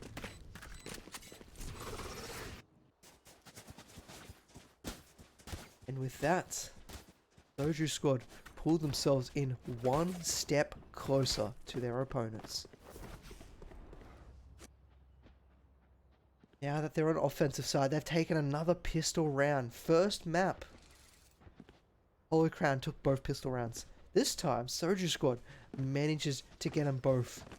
Holy Crown would have much rather that they had that point advantage and able to do such a strong showing of those pistol rounds, but so far they haven't been able to do it. They're chasing onto B site, but no one's there. They're all standing back. Very fast play. Finds himself a site. Now they start to get into position. They're standing all the way back at site, saying, "Come and get us, Hollow Crown. What's your retake like?" And Yoshi's going to get tagged up a bit there, and he's going to force him off the angle. He's all alone here, so if they lose Yoshu here, it's going to be disastrous because they're not going to have the extra help. And Yoshu pushed on out, but he didn't check the other corners. He was trying to help the rest of his team, but he wasn't paying attention to what could deal damage to him. And Soju's squad leans up everything. Yoshu trying to be too much of a team player. Should have just baited his team and found the kills elsewhere. But that just came from a great position that Soju squad was. They were prepared for this. They were set up. They sped onto that site that was given to them for free. And they all take a piece of the pie for it. As now round 3 coming into effect. Again, they're going to be charging over towards this B site. But this time, it's going to be prepared. Don's not going to let this one go out so easily. The orb goes on up. Broken Pig's going to get ready to throw out that Snakebite. Snakebite's going to slow them down a little bit longer. I don't know if that suppression got anyone. Actually, I did get him. They know that there's a few down here. And you can see that quick rotate coming from Hollow Crown across the map. 3K though, he's going to be looking. Spirit's going to be standing up in this box, hoping that a head appears in his vision. He's got the Vandal, he's got the range, but he doesn't find the kills. Freak8 gets a bit of damage and retreats to safety and says, Skaz, you take over. Gives him a little bit of a slap on the hand, and now Skaz has jumped into the ring to fight this one. Spirit loses his teammate over to the side. He's still afraid about who can come out the front. He steps on through the smoke, and it's going to be the death of him. Rainer finds the kill. Skaz is going on deep. He gets another kill. This round is coming crashing down for Holy Crown. They got 2 left and they no longer have the weapon advantage. All the weapons have fallen over to their opponents. Actually, have they been able to recover it? Rainer's got a Vandal, still Spectres. Okay, so they haven't recovered and all the weapons, but they do have a couple. And they thought something might be coming over the A side, so Don has rotated over the with Jagan. 30 seconds left. But Jagan, or Jagan? Jagan? It's one of them.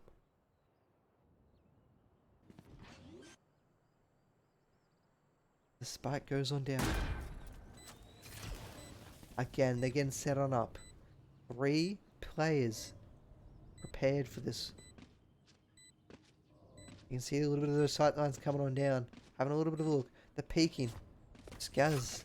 He's only got a Spectre, so he should very well not be trying to peek this angle because it's not going to do too much damage. Recon Dart goes out the backside. It's going to be cleaned on up. They should have seen where one of the shots came from. Now the suppression comes on out. It's going to shut down at least the jet. The flash comes on through the corner. He goes on, swings it, but no one there. The flash is not far enough or deep enough to get anyone else. And they're just going to back it off. They can't challenge it. 6 hit points. Don goes on down. Skaz with the Spectre. I think Skaz is dead. Crunch. He's not going to get out of there. At least Freak8 does. Freak8 has got a Spectre though. He says, hey, pass the weapon down. Did he get it? Oh, he didn't. He threw the ball. But unfortunately, it was unable to be caught. But what has been caught and now overtaking Soju's squad. A point above Hollow Crown. Able to get 3 rounds in a row. And with this, the final timeout for Hollow Crown has now just been used. They're losing grip on this map. If they lose any more grip, that could be map number 2 done. That's the series done. The grand final chance done. Not yet. They're hoping to come up with some phenomenal players to slow down Soju Squad's advance. You gotta be careful after timeouts like these. Timeouts like these can sometimes indicate that, you know, a little bit of a strange strategy is now coming your way. Especially by the team that calls it. Sometimes you see like a very large stack or some crazy play and, well, you see that right there. They're playing straight into the hands. Will Soju Squad expect this though? As they now start to set up over the A site. They don't have much firepower. Now let's go check this one out. They're going to be prepared to storm the site. They're going to be pushing on deep. Spirit's going to come around the corner. He's not going to be able to get this one. The server drone's going to push on out. There's so much going on. We see first one go down. Broken Peak. Spirit's trying to hold on. He's got the help with Jagan pulling that one in. That's thanks to the firepower coming from the last round. Spirit gets another. Jagan gets a second. They're just mince-meating them at the moment. Freak8, he's got himself a Spectre. But what's he going to do here? He finds one, but that's it. What an absolute domination that round was. Let's see how well the replay was. Just watch them. The crossfire set up through this door, trying to challenge them.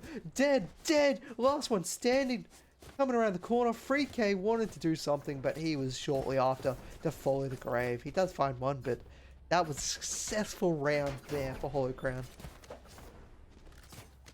And with that, boy, did it start to pick up some of their ultimates. Don's almost on load to get the null CMD. Spirit has now got the daggers. If he decides to use it, he might save it though in case he gets low funds coming up next round. Or if he decides to get a little bit flashy and fancy and decides he wants a few kills to top the charts. And Jacob's got to be careful here because Taeyeon had his number. Sova diff. As now Skaz is going to pick up Yoru. Sorry, not Yoru. Yoshu. Spirit's gonna go down. Why'd I say Yoru? No one plays Yoru.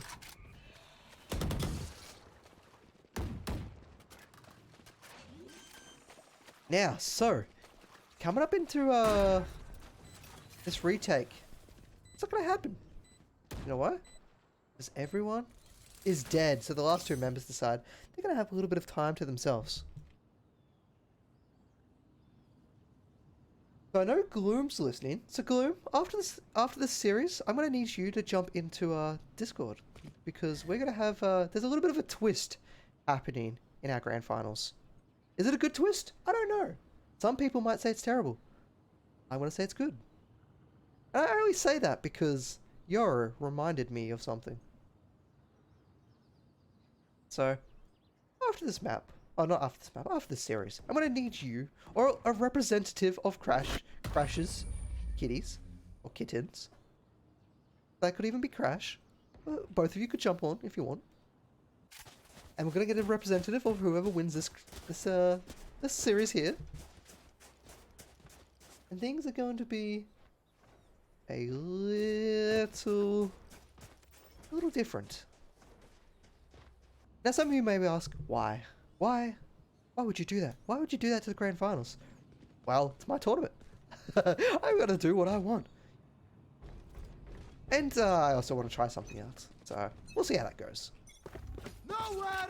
Now, the Hunter's Fury is going to come on out. It's going to be checking a few of these defaults.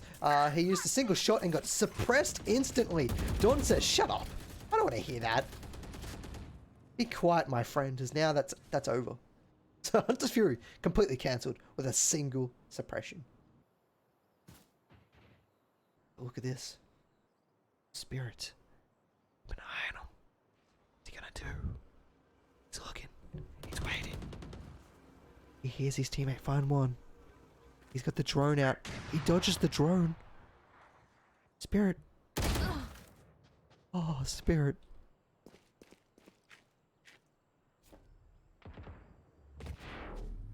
And Jagan going for the deep aggression at the back. Doesn't find anything there either. Yoshi's going to be keeping a lockdown onto A sites. Gloom? Yes, there's a twist for grand finals. It was even in the promotional material of this. There was the twist for the grand finals. Yeah, Dawn's going to throw out the null. He's going to be looking. He's going to get instantly shot down. Scaz says, get on out of here. We don't want to deal with that. Broken Pig's trying to find a kill. It's not going to be the case.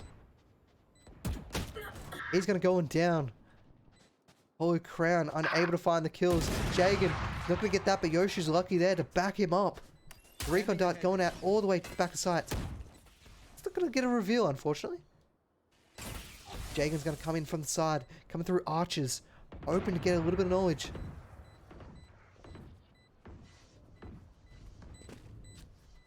Yoshi, the Lear comes on out, he pushes on forward, but the right click from the Reyna is too strong. He's got to devour that soul, go all the way back to full health, finds himself an operator, and he's out of here.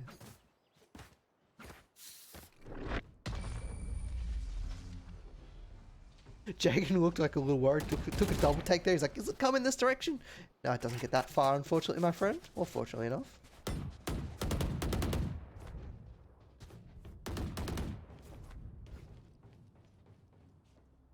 Soju's squad sitting in a commanding position. They got one map against their name. Map number 2 here. They're 2 rounds ahead.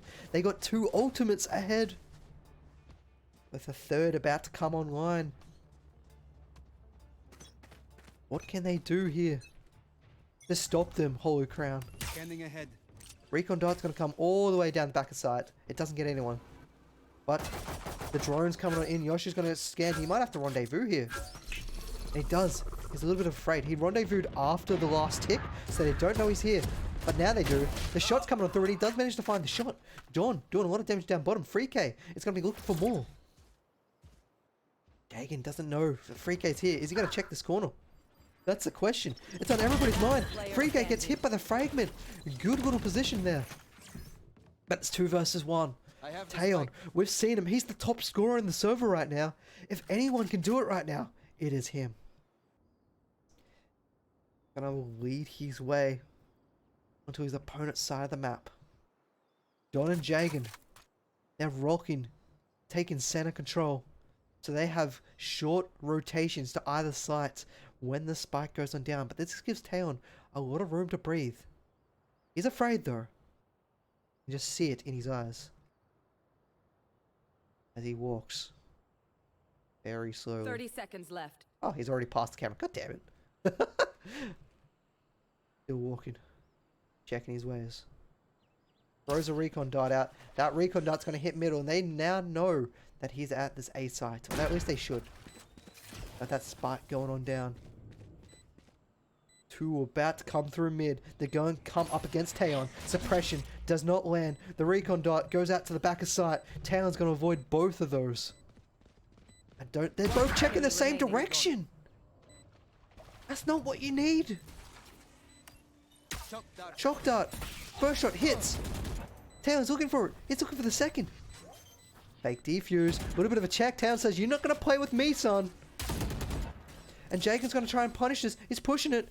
He pulls out the right click, but he's delayed enough times. Taeyeon says, well, thank you for coming to my TED Talk. Now join me in the finale.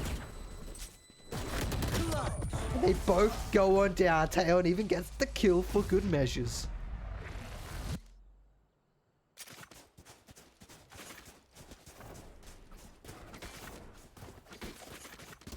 Blue crown. They're buying on up. They don't win this one, their next round is going to be a partial buy. It's going to be a partial chance. But Soju squad, they also have 4 ultimates now. Their opponents are running into, and that is very difficult. You suspect that the Viper's Pit's going to be used somewhere over at the B site. We'll see where Broken Pig decides to use it. If he decides to use it, it looks like he's just going to push elbow. He's not too worried about holding on to side at the moment. Spirit dashes to make sure that that extra meter doesn't cost him his life. And now Yoshu picks up, but I think they saw him here. Oh, Yoshu misses the shot. The Hunter's Fury, though, is going to clean him up. And then he's going to chase him down. But he just narrowly avoids it. Spirit pushing on through. He doesn't find the shot. Skaz's going to be able to pick that one up. There's still a lot of gunfire going on. Rainer's going to be able to find a shot. There's Don's trying to go and pick up where Yoshu left off. Yoshi can't hit that shot either. He's trying, but he eventually gets killed from in between the pyramids up to Jagan to find 4. They hear him. They collapse on him. They hit him from every angle possible on the site. This is match, series, lower finals points right now. Soju squad ready to take us into the grand finals. But Hollow Crown, they need to find 4. Can they do it? It's all on them at the moment to have to call this one back. They've got an operator up on Yoshu.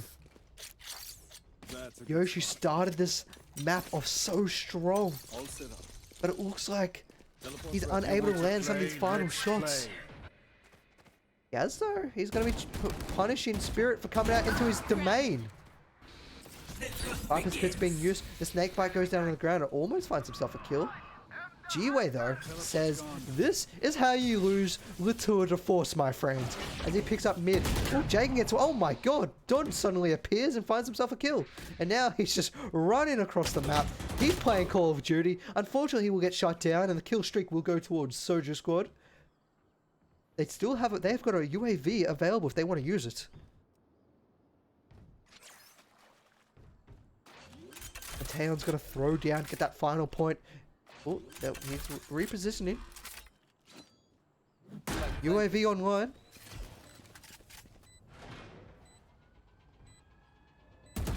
He almost gets the shot.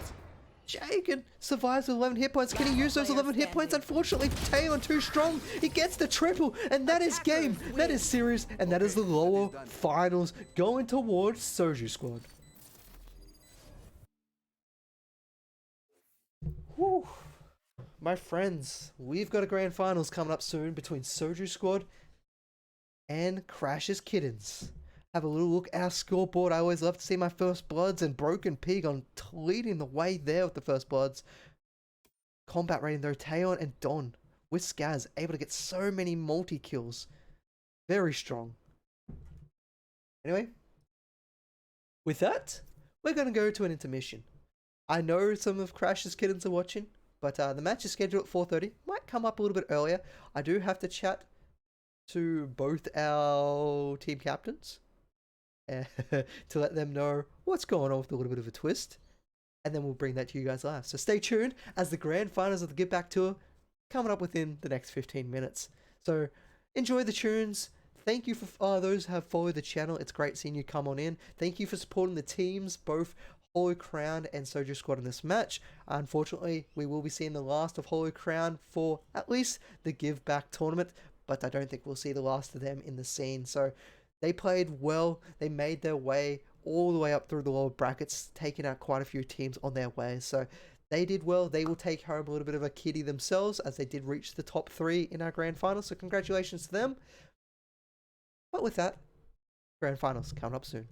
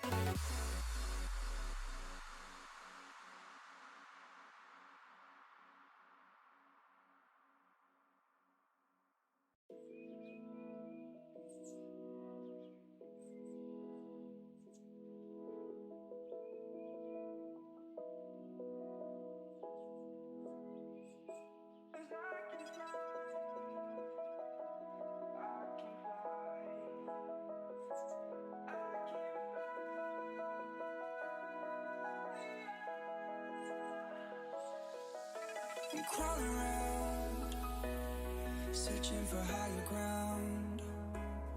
Can't see in front of me, my enemies. I've tried every possibility, ability to know if I can bleed. If that's what you wanted, you won't get it tonight.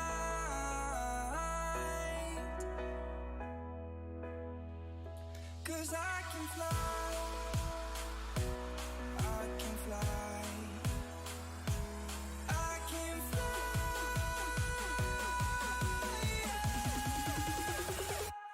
I can fly.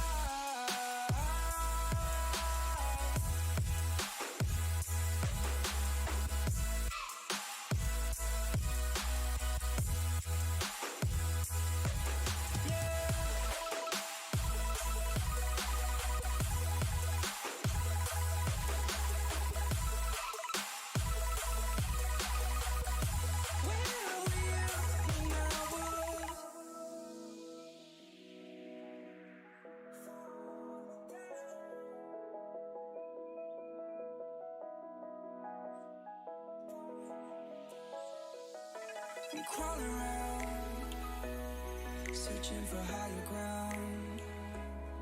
Can't see in front of me, my enemies. I've tried every possibility, ability to know if I can bleed. If that's what you wanted, you won't get it tonight.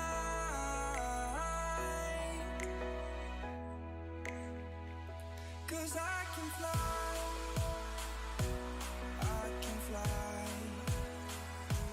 I can fly,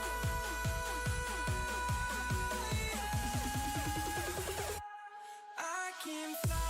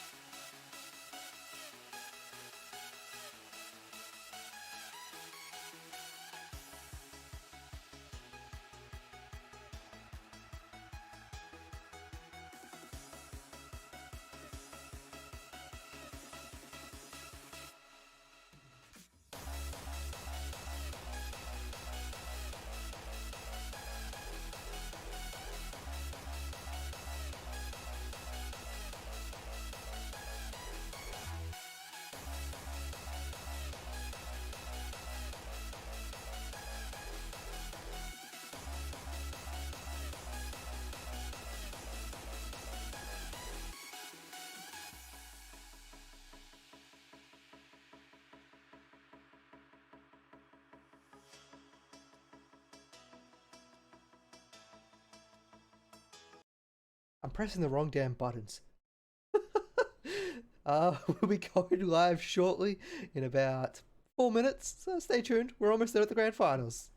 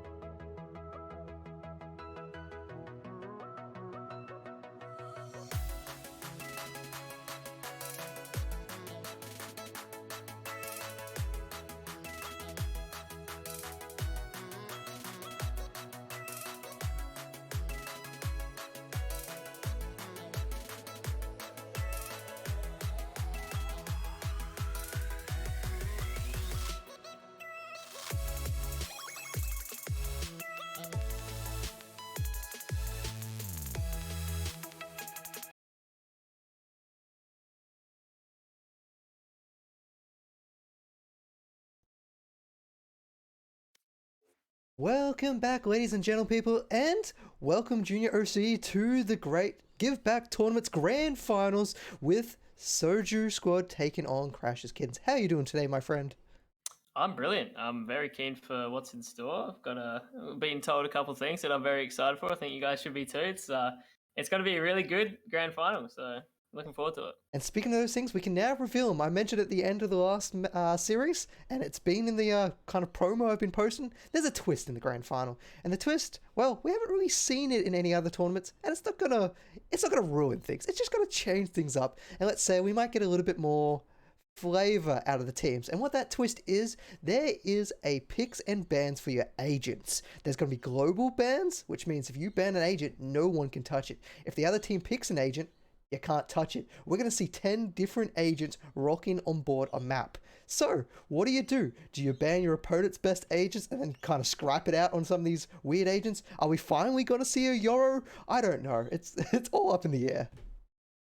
Yeah, I'm really looking forward to it. If someone does pull out the Euro, that'd be very interesting. But I think this is probably the spot to do it. You know, like we haven't seen a tournament like this with this kind of format ever. So I'm really excited really excited to see.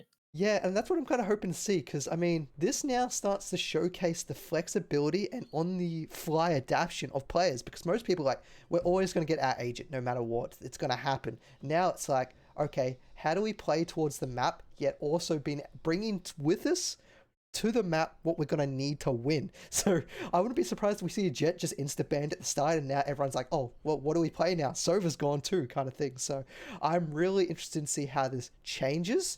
And the good news is we're about to find out soon because the teams are currently doing their map bans at the moment.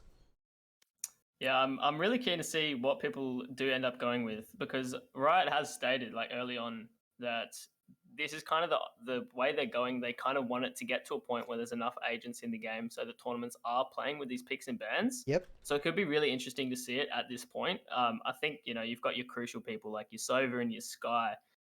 If you ban those out, it could start to get really interesting. So yeah, it's going to be like just completely different game to what we've seen before. So really, really excited to see this. And we've got our first two maps picked on up. So our first map will be Breeze. That will be picked up by Crash's Kittens. And our second map, Ascent. So, I mean, at least they haven't gone completely crazy and we're not seeing Fracture in the style of game. But, well, we're not going to be too far off it, I think. Arguably, Breeze could be more crazy than Fracture with the bans and picks because, like, if you ban out Viper and ban out Sova, it's going to be a lot harder to entry into these sites because you're just going to be having to take these gunfights at long range just non-stop. So we could be in for a really interesting map here. Cool. So we're just letting the players know how they can join in based on what I told you guys to do. And let's get this underway. Okay, let's switch scenes. So you guys will now start to see the picks and bans as well as us. So let's get across. Boom. So we have our teams all prepared and ready to go. All right, this should be good. Yes, it will be quite interesting to see how this one actually rocks out. So we got first off the bat, Crash is going to be banning 4 Crash's Kittens. So we'll see how well we go. No, this is map based. I'll be very interested to see what kind of bans these guys go with. And it looks like they're going for Reyna off the start. I was kind of expecting something like this, maybe like a Reyna, Yori or something, because if you haven't got much time to prepare, it can just be safe to ban things that aren't like necessarily played that much. Mm-hmm. So these guys, they're not really looking to play the Reyna, so they're not wanting to, do some massive outplays, seeing as they've only had 10 minutes to prepare. But in saying that, Chamber is a very common pick on Breeze. So it's already getting spicy. Yes, so also, I'm not sure if they may have noticed, they should have noticed, but this also means it is a global bans and global picks. So once they're out, they may have now noticed this when they're going to pick their agents, that they're completely destroyed. And when they go to pick up an agent, it might now not be there. And they're like, wait a second, we were expecting this. So it might get a little bit crazy now going on. And we're going to see Crash's Kittens pick up a Jet. Yeah, Jet is like a staple pick. It's never bad, and especially on a map like Breeze, and with having the lack of some kind of agents, it might just be able to get even more value because, like, if you get rid of a Sova drone or a dog, it's so hard to get a jet operator off the line, especially on Breeze. So it's a very good pick, I think, to open with.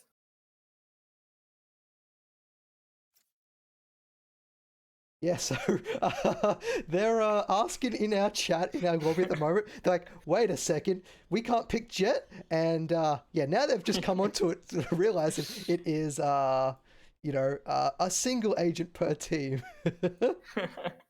So, Um, and well, it's got spicy. Neon. I actually haven't seen a Neon in action yet. They've random that, haven't they? Yes, they have. that is that is good. We're getting some real spicy picks. I'm looking forward to this. Oh, man. That Okay, so. Ooh. Viper. I mean, that's going to be useful for your entry onto points. Sorry, I should stop reading the party chat at the moment in our game. They're having a lot of fun because they're almost as confused. But, well, Crash's Kittens, I almost like to say that their agent selection might be a little bit better looking at it. It is looking quite good, but the Viper, you got to keep in mind, is a very strong asset on attack and defense. So definitely wouldn't overlook that. But I think Crash's team might be looking to ban out like a Sky here because they've already got their initiator. So if they ban out a Sky and disallow FreeK's team from picking that, it could be, yeah, there it is, the Sky ban. That's going to be the best option for them. So then what does this leave up for FreeK to really chase down in this path? Because there's going to be another 2 agent picks up here. What would be your key roles you want to make sure to secure before coming into your final ban? So I think here they've got the Neon, they've got the Viper. I think they need some kind of initiation. I think a KO would be really good for the pick. So the bans, I think they're just trying to really get these guys like less information. Omen ban is very interesting because they can. Oh, actually, no, Brimstone's still open. I don't think FreeK's team will pick Brimstone because they've already got the Viper. But if they did, that would stop Crash's team from getting smokes, right? They'd be stuck with Astra, and Astra's not very good in this current meta. But I think we see a KO. Yeah, there it is, because they just don't have any initiation or flashes at the moment. So KO's just got to be the best pick for him here. And so what kind of duelists does that leave on the board that we could see being selected potentially for Soju squad? Because at the moment, the Jet's gone, the Rain is gone. There's a very few left on the board that you like to play. I mean, you'll never see a Phoenix probably, at least for another patch or 2. It's kind of leaving that role open, or do you just not really worry about that leading duelist? Well, they've got the Neon. I think that could be all they need, really. Because like if you combo KO Flash with Neon, you got Neon Wall, you got Viper Wall, you just make the hits messy. Mm-hmm. They might not need another duelist, but in saying that, there's not actually that much for them to pick in terms of meta agents. So they might pull out something like a Raze or a Phoenix, whereas the Sage is going to be picked here from the Crash's Kittens side. So that's going to be interesting. I haven't seen a Sage on this map for quite a while. Yeah, I'm trying to remember back to the last time I saw Sage on Breeze, and I think maybe the first couple of weeks when people were experimenting on Breeze to like maybe block off some of the extreme sight lines, but I mean, yeah, it kind of fell off and disappeared, and well, I'm getting what I wanted in this grand finals. Yeah, I think Sage it's one of those picks that's like it's never bad. Oh, the Brimstone pick is actually big. So I didn't think they would do this because they do have Viper, and you don't really need Viper and Brimstone. But seeing as most of the meta picks are already either banned out or picked from the other team, this is a really good pick for them because that forces the side of Crash's Kittens to go with an Astra for their smokes or to just not have any. So it's more of a disruptive pick than it is a pick for their team. And Crash's Kittens decide to ban out the Killjoy because now they haven't really got any chance of. Yeah, they haven't got any flank info. Chambers banned out, Cypher's picked, Killjoy's banned out, so they got no Sentinels. Sage is already picked as well, so that could be leaving them really open to flanks and lurks, which I think is going to be the name of the game here for Crash's Kittens. Oh man, I'm loving this, and I'm loving the insight you're bringing, so thank you very much for all this. I'm glad that there's someone with some intelligence to Valorant here to carry me along. So we're going to see that Raze. So Raze was still left open. There's the Asher you mentioned, not as strong, but still brings a lot to the table, just not as much as it used to. And we've got to be getting ready. Sorry, I'm reading the party chat again. I just need to like hide from that. But now we got our agents ready. We're heading over to Breeze. The teams should be readying up very shortly, and I hope you are all ready, Twitch chat, to jump on board for this match because it is going to be a wild one. Because I don't think either of these two teams we're going to be expecting this coming into the grand finals. I'm excited. You've done a great job, Diesel. This is Thank you. this is very good. I think overall, in terms of team comps, though, I think I've probably got to favour the side of Crash's Kittens because they've got the Cypher. He's a very strong pick on Breeze. He just gets a lot of info with his camera on both attack and defense. And then the Sova Jet combo is also really good. So I think their team comps looking a bit more robust. But look, this game's going to be messy, so you never know what's going to happen, really. That is true. So there's a little bit of chat. If someone goes 0-5, they're going to forfeit this match. You can kind of guess which team they might be thinking that at the moment, especially from your insights on that. But no, I feel like they just have a lot of potential to be aggressive, in my opinion, to really try and push, especially make things messy. I think you may have mentioned that I believe Soju has the capability just to shake things up all over the place. Because if you shut down like almost every sightline on the map, you have bloody the Viper wall, you got Neon's walls, you got bloody Brimstone trying to throw things down. All of a sudden, where do you have left to look on the map? What angles are you going to be sitting on? You can really kind of catch your opponents off guard. I think they could really use that chaos to their advantage, especially if they got that mechanical skill to really challenge their opponents.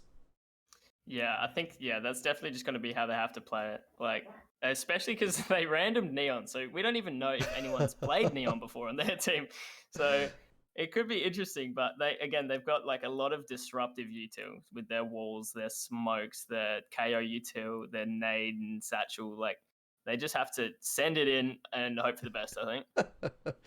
So we're just waiting for the two teams to get ready on up at the moment. I think they're probably deciding who's going where at the moment. There's only really one team that might have an absolute definite idea of what players are going to pick up what. I think Soju might be a little bit wondering how that's going to rock and roll very shortly. So again, thank you all for tuning on in.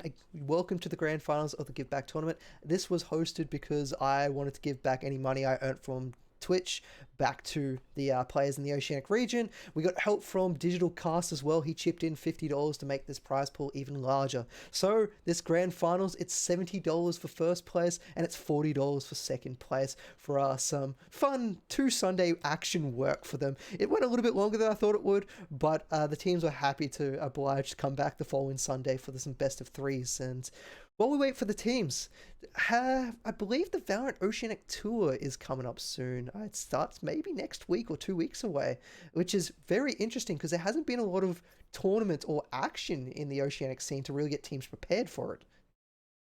Yeah, that'll be really interesting because there's been a lot of stuff on Twitter lately about just new teams being formed, teams being broken up. Plix has come back from North America and he's playing in a team with some real hard hitters. So that'll be a very bit of a wild card team because we haven't seen these guys compete or together at all. But a few of them competed, in some separate teams across the way. I think there's a few players from Direwolves. I can't remember the lineup exactly, but it's going to be a really good team. And then of course with Bonkers, they've disbanded, gone their own ways, but Bonkers has been reformed with a couple of the core members. So we've got a lot of new teams coming up, and that's kind of the fun of Oceanic Valorant, isn't it? Yeah, things are constantly, I think that's a good thing and a bad thing. The good thing is there's a huge interest and people are happy to stay in the scene. The bad thing is the people in the scene are happy to not stay in the team and things kind of swap and change often. Like, I believe it was also announced that because of Bonkers disforming and no longer having that core member roster, there's an extra slot in the Valorant Oceanic Tour for teams to grab now to get into those finals. So it's going to be hectic, just like this match will be, because we are now jumping over to Breeze. So let's go over into our game and see how our teams will perform with what they've got to deal with. Yeah, it'll be interesting to see what people pick up here. I think with the team of Crash's Kittens, it's quite a more standard composition. So I think it won't be too hard for them to just jump onto their preferred roles and fill out, because they've got double Senti's a little bit, off meta with Sage and Cypher, but with the rest of it, it's pretty much the same thing. But on the side of Soju's squad, we're seeing Neon, Raze, KO, Brimstone, and Viper. Like, this is 2 controlling characters, 1 initiator and 2 duelists. It's it's gotta be interesting. I'm keen for this. Yeah, I mean, the hardest part is trying to adapt on the fly where you're gonna set everything up. Because, I mean, the Viper, it's gonna normally have a location where you want to go with, but now you have a lot of other utility around it that you can kind of play off. Do you still put it into your standard locations? Because you can still completely disrupt your opponent's team. Is Sova's dart even gonna hit anyone if there's so many smokes on the field?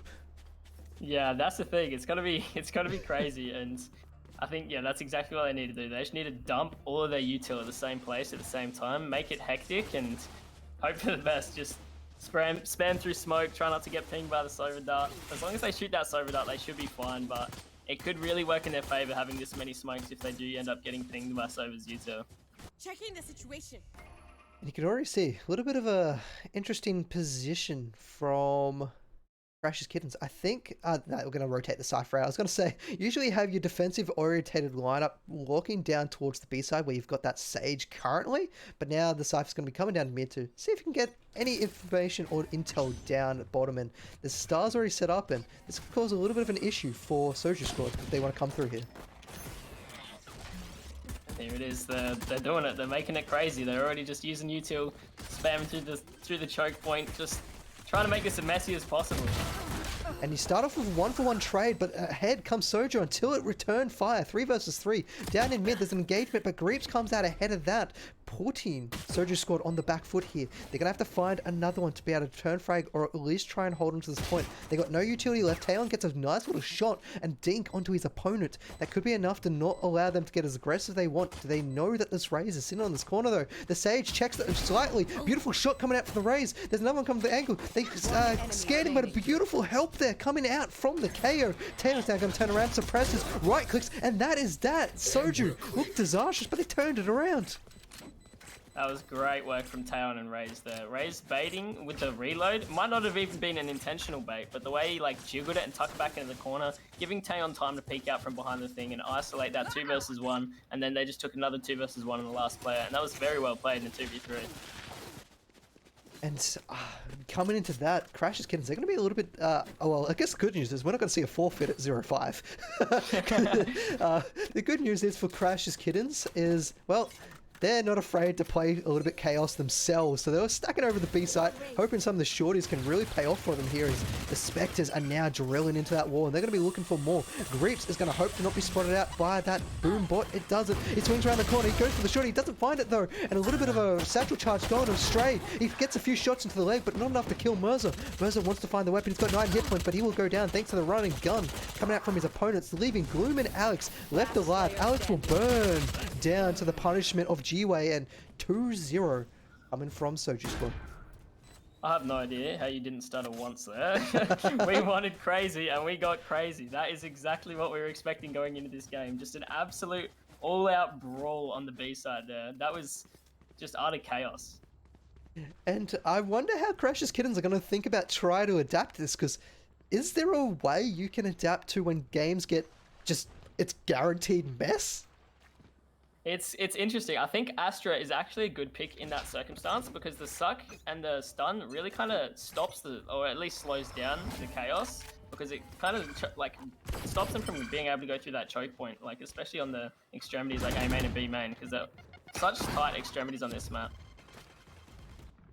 And now a little bit of a stack coming over to A site. They're going to be trying to hold on to this one. Jet's going to be handling whatever comes her way. She's going to get some knowledge down mid, pushing along with Greeps and Mercer as they're trying to secure some intel, some ground on their opponents, but they have left up the hall wide open. There is a little trap, and the trap's going to be able to help out here, and the smokes are getting prepared for that A site. Zane all alone with Alex actually coming up from the side. Not quite all alone. The smoke's going to be hitting on the ground, and they're going for it. The smokes are going to be countered by the Astra. Zane's been suppressed. He's not going to be able to get that recon dart out, which he would love in this instance because he can't see anything. But the Cypher Tripwire gets one. Another one gets... Mercer gets a second, as now everyone is dying. Mercer's coming away with it. Skaz walks on through with the Marshal, but he's not going to find anything there. This is a bonus round, so they're happy to die, but they just wish they could have got one. That's the cleanup, and that's what I was talking about with the counterplay from Crash's Kittens. They just slowed down their push. They weren't able to make it messy and get out of that A main and just put a lot of pressure on. They had the Sova dart, they had the Astra util, And something I didn't mention before is actually the Cypher trips as well, which is really strong against these kind of compositions with a lot of smokes and stuff. Because if you put them in obscure positions while the enemy team's trying to run out onto the site and they hit one of the trips, almost guaranteed dead. Yeah, so you're almost playing into your opponent's hands by putting so much vision impairing effects down that you can't actually stop it anymore. And there's a very quick push coming out to the B side now. As they're coming on in, they've got the null command up and running. Gloom is going to be the last one on site as he loses the ally, but he gets one. Mercer's going to be able to kill the lurker over towards the pillar. Gloom isn't able to find that because they double peek him above and below, but Alex is going to turn that one back around and leaving it all up to Taeon. This was their buy round, and Soldier Squad, they're coming right on down. Alex managed to get two from the CT position, which is really good. Taeon's trying to do his best from the back of side, but the double swing is just too strong.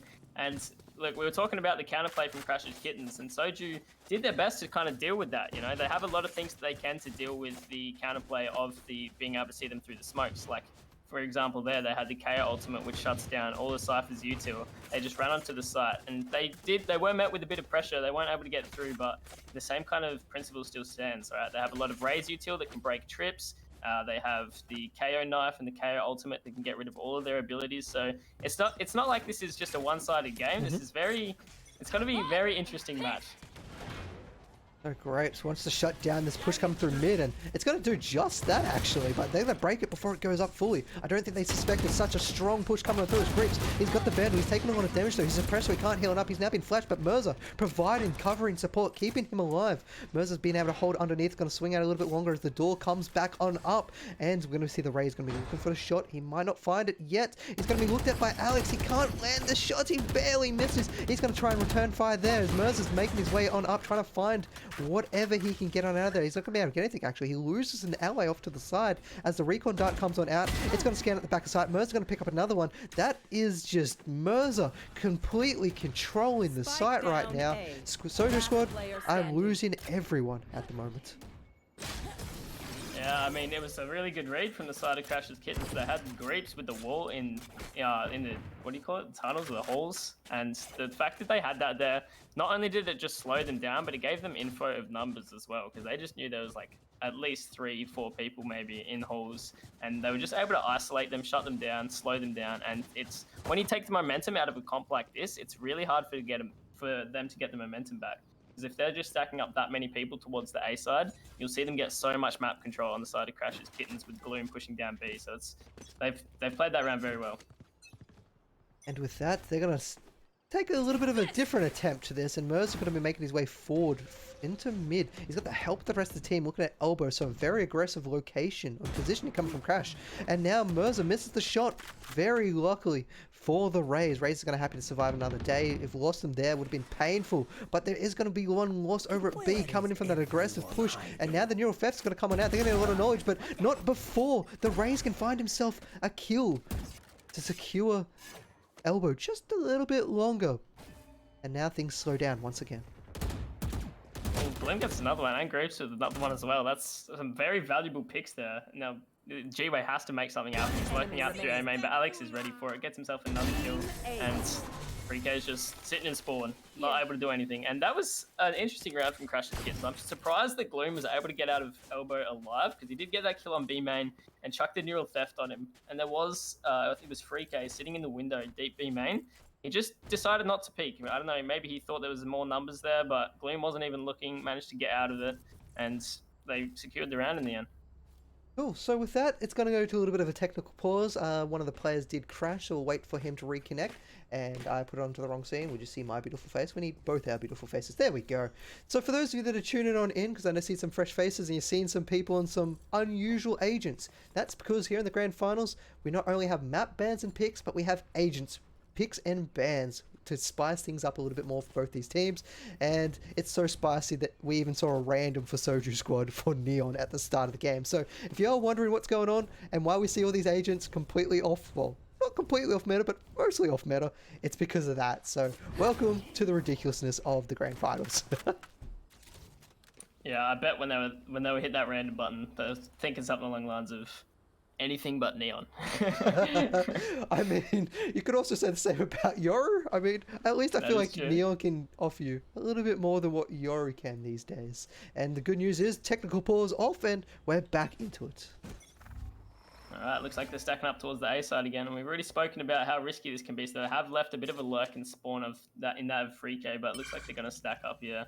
But they are on an eco round, so I think here they're just, again, trying to make it messy, find what they can. But Mercer's posted up, and he's got to look for one. He gets the one coming through. Is he getting the raise? He does get the raise and deny the ultimate, so that's 2 picks for 3, and now it's 3 people stuck in A main. And this is what I mean. They slow him down, and they have absolutely no pressure. They can't get through that site. He's spotted 3K lurking up. Mercer gets himself a 3rd. I think he's looking for the AC. He's got to start to get a bit aggressive, but this is what we were talking about before. They are absolutely shut down on the push there. I mean, Mercer is just so frightening at the moment. You go anywhere and he's finding headshot after headshot. And what do you do against this? You just, I think, run to the other side of the map and hopefully he has to come challenge you. And as Zane's looking for his second, he does have the weapon advantage. He's not going to be able to find it there. Mercer trying to help out through the wall is not going to be the case. And Skaz, well, they'll take 1. They probably would like 2 or 3. But you get whatever you're given, really. Yeah, that's just Mercer diff right there. You know, sometimes those off angles on the Jet are really unexpected, and that's the strength of Jet, right? She can just get up and anywhere, like whether or not she's on top of the pillars in A, whether she's on that cinder box where she just was. Like, it can be really hard to deal with those angles because these guys are pushing through a smoke, and the last thing they're going to be like, the last place they're going to be looking is upwards. So it's just well played for him to get there, and that's the strength of Jet, being able to dash out when you're in danger. So just got to be looking to take this point with the help of the Orbital Laser Viper's Pit, and that's Null Command, hoping to shut down any of these utility coming on in. The Orbital is going to be used at the back of sight. The breeze is so large that it's not going to find too much there. Zane is looking it down at the front door through the smoke. Reaps has been shut down a little bit in terms of his utility usage, but it doesn't matter. The Astra is still locking it down a little bit longer, but there's an alert coming from Mercer. He's going to be hunting. They're going to try and hold him off at the front door as long as possible, and they find themselves one even for it. Zane gets another one. It's coming crushing down for Soju Squad at the moment. There it is, the flank. He's not able to find anything. G-Way shuts him down, and that is a huge pick. In the meantime, though, 3K does get picked off by Gloom, and the fact that he's spotted him there means they're going to fake a rotate, actually. They're not going to rotate out. So I think this is possibly a smart play, because Gloom would realize that they could definitely go back towards A, but Gloom does have all of his util set up on the A site, so he might not even need to play there, but in saying that, they have just left the B site open. So it's going to be free roam here for Crash's Kittens. For Soju Squad. They're just going to be looking to push it forwards, get a bit more info, and this is what you should do when you're being given a site. Make sure it's clear, you know? If they can just walk all the way on, clear all this out, then they can set up for their post plants immediately. So we should be seeing Skaz get into a forward position here, trying to find some more info, getting deep CT, and they can confirm that they have rotated towards the A side. So bomb down, it's going to initiate the retake now. And there's still a lot of utility to play for coming from Alex. He's got 2 stars available to him. Neon's got almost everything in the kit to try and disrupt their opponents, but unfortunately G-Way's got nothing. He doesn't have the Molotov, no smokes to slow their progression coming in. Skaz might be ready for this. Unfortunately, G-Way loses his life, and Gloom gets the double to pick up 3 for the round. That's unfortunate for Soju Squad there. They had a really good spot in Skaz and CT, and when both of them are coming through tunnel, you can just backstab him there or play like the crossfire. I think G-Way maybe got a little bit too confident there, peeking out on his own, and they were just able to take 2v1s one at a time, and Skaz wasn't able to bring it back, unfortunately. And that was a kind of a large round for them. They used that orbital laser, they committed it, and unfortunately couldn't get much. I believe the Raze, I don't know, the Raze was committed a round or 2 earlier, my apologies on that one. But now they only have a Viper's Pit, and that's not really going to create the space that they need to get onto the site anymore. So it's a bit harder to try and capitalize on their little openings when they're just not finding the little picks that they need, because by the time that they find the picks, they've probably already lost 1 or 2, and they're coming from behind in these rounds, and that's never a comfortable spot. Especially with a team comp like this, you don't have much kind of standard util to just finish your round off. You really want to kind of capitalize, you want to gain ground and capitalize on the ground that you've gained. But it's just so hard for these guys to get this kind of ground with this team comp. And they're being shut down very well. And Mercer almost finds the opening pick there onto Taeyeon, but he just gets out with his life. Launching smoke. And now the smokes are going to cut off Ness so they can get a little bit of movement coming up towards the middle. But it might give a little bit of information off the Zane. He throws out the drone, spots out 2 in middle, and they get a little bit of suspect that the rest of the team could be here, because on these pistol rounds, Soju Squad love to stick together. They don't like to break apart. So that is a huge amount of intel gained, and they're slowly thinking about rotating, but they're just holding their position. They don't want to over-rotate here and give a position over to their opponents to deal with. In Skaz gonna try and open this one up with a Vandal. He's gonna miss the first shot, and then Zane swings around the corner with the kill, not suspecting that Alex will go down. Oh, sorry, not Alex will go down. But now, again, more slow players. Taeon takes a very forward position in the opponent's spawn, but will he check down here? He won't. Merz is like, is anyone else coming? Nope, I'll clean that one up. Leaving it up to 3K, Spike, 4 people, and only 15 seconds. Yeah, and that's another well-played round there from Crash's Kittens. And, like, this is what we were talking about right at the start of the game. They're just slowing it down so much. It's so hard for Soju to get to. And that happened the last round as well when they committed all their ultimates. Like, the Sage just walled off the choke, and it just stalls them so much that it's hard for them to push through and be able to gain that ground. Like, I have to give it to Crash's Kittens. They're playing this very well given the circumstances, right? No one knew what they were jumping into this game, but with the team comp they've provided, they're playing around their win condition very well. I guess this now kind of goes back, because we're starting to get closer to the round half. Will Soju's squad kind of capability to disrupt pushes and make it very slow, but ooh, beautiful shot there from Skaz. We'll come back to that thought. Merz is going to be walking down towards Pyramid. He's lost his ally, but he's still got one up behind him, keeping an eye from above as he falls down to get in on sight. But at this point, Taeon's already secured around the pyramids. He's going to be looking for more. Flash comes on out. It does land, but he's not going to be able to find the kill there. But Alex will. He doesn't miss those kinds of shots. Merz is going to counter smoke that. He doesn't want to have to deal with the operator, and he's going to wait for this smoke to come on down, and he's going for the challenge. Merzer is absolutely confident right now, and that is terrifying. Absolutely is terrifying. They've lost Taeon, so that's all of their info gathering abilities gone. So it's going to be really hard to get these guys off the line. The Neon wall out, try to fake it, but Merz is not blind at all. He's going to walk close, not expecting Raze to be close, and that's a free kill. And this could potentially initiate a rotate. Yep, it's calling for a rotate here from Crash's Kittens. Raze does go down, but now we have 3 members of Soju Squad in middle. They're not certain that the Sova has rotated over towards the A though, so this might be still an A hit, but it looks like they're walking up mid, and there's the smoke. Trying to push in towards the B site. Sage has given B. I'm not sure what the call behind this was. Maybe, the Viper wall has gone up on the A site, so they're just playing for the 3-man hold and the 3-man retake here, which is not a bad call, but this position of G-Way, this could be really hard to push back into, but they do have the res, so it's going to be a 4v3, never mind, it's going to be a 3v3 still, and the bomb goes down on the B site. This is going to be a very hard round. The Viper's pit is committed. I think this round should be Soju's to take. Oh, what a position. Will they check this? If a little bit of distraction comes on out, he could find himself with multiple kills here. What's his trigger finger like? He holds it. He gets one, gets a double, looks for the third one. There's the utility, and done and dusted. G-Way able to secure that one up and giving a much needed round over to Soju. It is very large there from G-Way. I think even just getting one there, it's still going to be really hard for Crash's Kittens to get back into that round. With the Viper's pick committed on the retake, they've run down the clock quite well because they had to go for the res on the back of A site, and they could have been scattered anywhere over B because they had so much time to just put themselves in a post-plant position. But G-Way getting 3 just seals the deal anyway, and that's exactly what Soju Squad needed. They have lost 7 rounds in a row, picking up that round, pulling out the operator, slowing it down a little bit, just trying to find these picks. I think that's exactly what they needed to do because they haven't really got much to deal with these lines, so they just want to pull out an operator and take care of them themselves. Think about slow.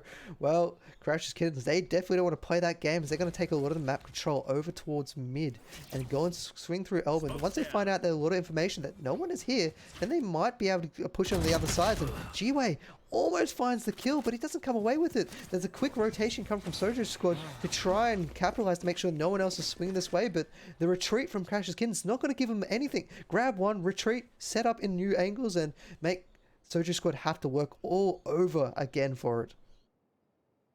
Yeah, so that pick is very crucial because that is the Brimstone gone, and the wall's already been committed on the A side from Viper. So I think what they need to do here, and what they are doing, they're cutting sound on B completely, leaving 3K to try to find a pick. He dinks Alex, but he doesn't get the finish. Oh, he should be able to get it with the volley, but he's got to lose his life for that. If he just double tap, that's a free kill. And now it's going to be so hard to get into this because they know that the numbers are towards B with that recon dart coming in. William gets the kill onto Taeon, and this is This has been fumbled a little bit from the boys here. 30 Gloom Ultimate seconds comes left. out, shows them where the last two players are, and Skaz might be caught off guard here. One Raze enemy doesn't go down, remaining. but Gloom does get the kill on the Raze there. Now to one of Skaz, and Gloom gets a third, and that is pretty tragic, D-Swell. Oh yeah, that neural theft could not have Last come at a round better in the time. half. Being able to identify one at elbow and one at connector. Once that happened, Soju Squad was like, ah damn. They tried to get out, reposition, get into a better angles, but they're just already swarmed. You had the big push coming from Gloom, making sure to cut off any reinforcements, all trying to retreat into a new location, and that hurt your Soju Squad because they just felt they had that round. They felt a little bit confident, and then all of a sudden, you know, once you're spotted, what do you do then? Especially in these very vulnerable locations. I think if... Actually, we'll jump into that later, because look at this Jet getting very aggressive here. I don't think G-Way's heard her. So this could be really weird, because I think Jet might have heard that. But they're just running straight up through doors, and it's going to be chaos on the side. Greaves gets one, Alex gets one. Mercer's on the flank. G-Way takes out Alex, but Mercer's got the retrade. And Greaves, he's stuck behind this box. He just needs to buy time for his team to kind of rotate around. But Raze is not going to allow that to happen. Satcheling out, but they cannot deal with Mercer in this A aggression.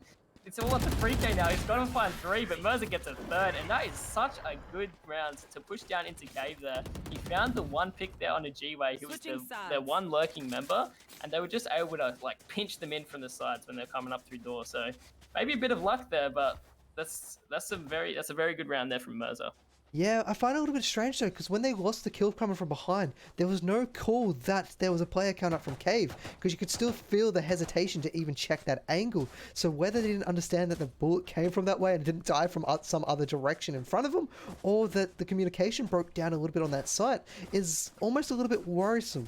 But now that we come onto the defensive side, that's where communication's got to be primarily key, because you're outnumbered on these sites. You really need to be able to communicate your objectives and be able to give away locations to your teammates, especially if there's a lurker. And well, Crash's Kittens are really loving that lurker on offense, so I expect to see it a lot coming on on defense. Expect to see it a lot coming on offense.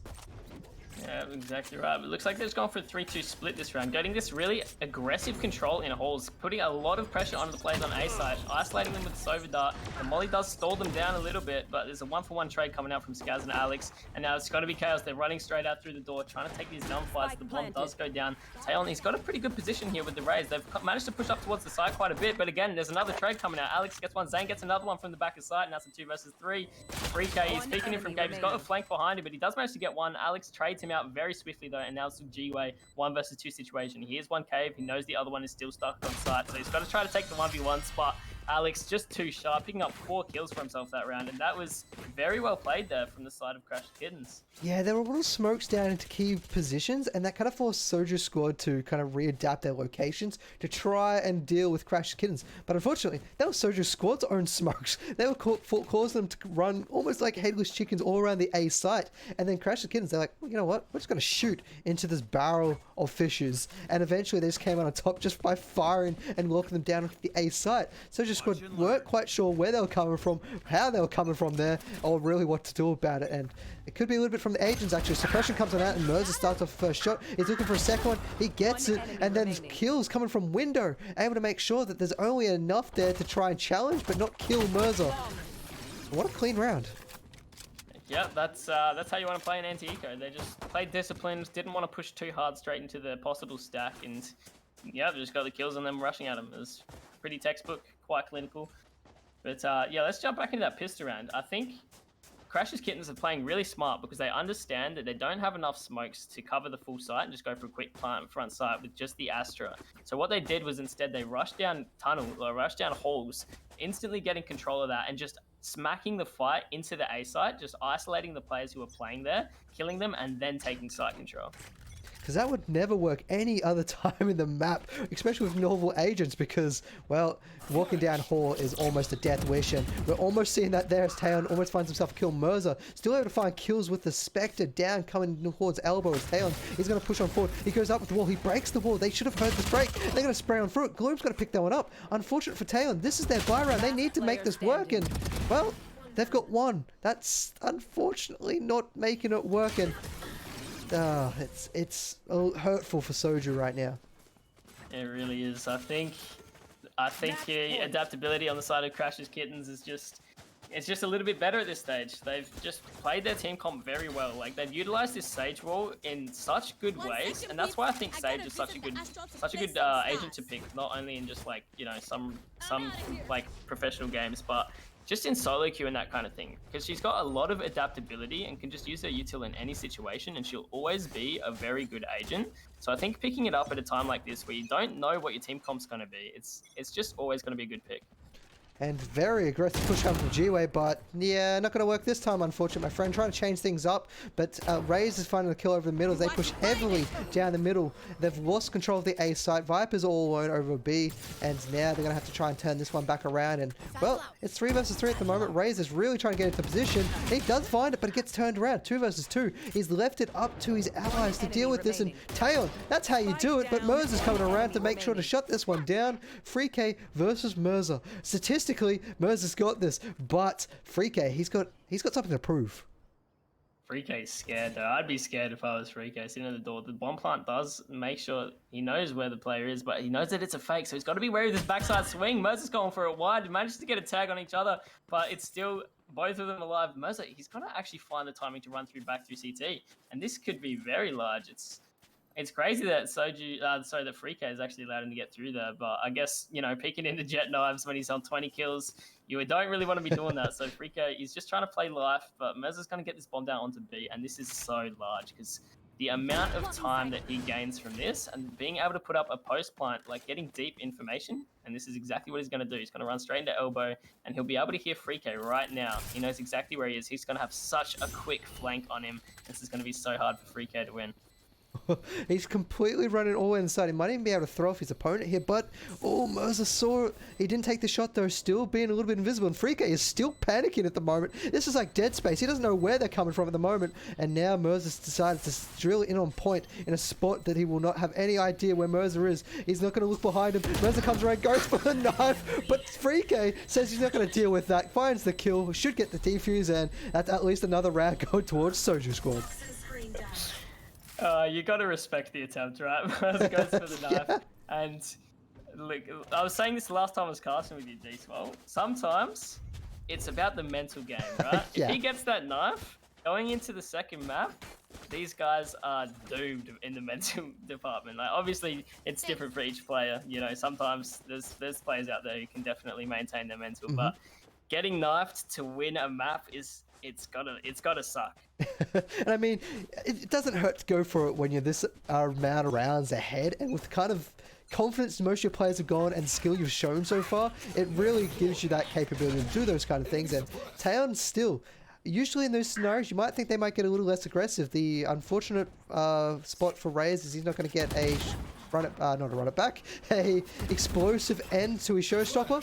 But Taeyeon might be able to do it here. He double flashes. He thinks the peak. He's been spotted out. They're going to swing him very shortly. Can he find anyone? He gets Merz on. He might even get a second one. He dodges, but there was no one there to help him out. Unfortunately, FreeK couldn't find the angle through the smoke to help that one, and he goes on down. But the trade coming from Long is going to end up in FreeK again.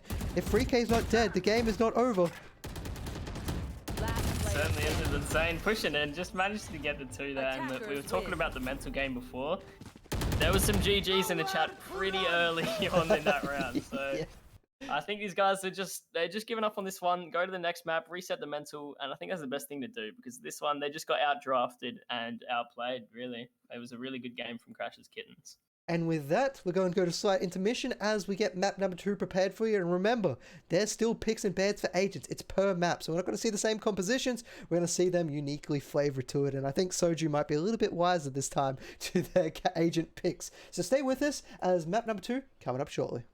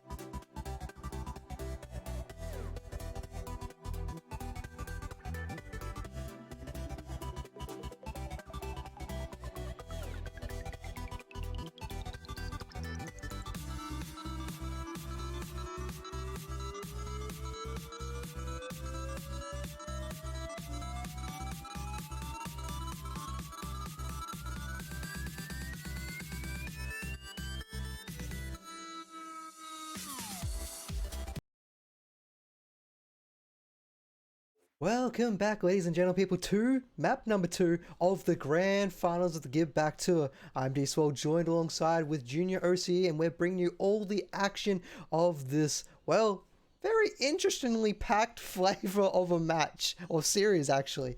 Can you give us a little insight to how things kind of summed up for us in map number 1?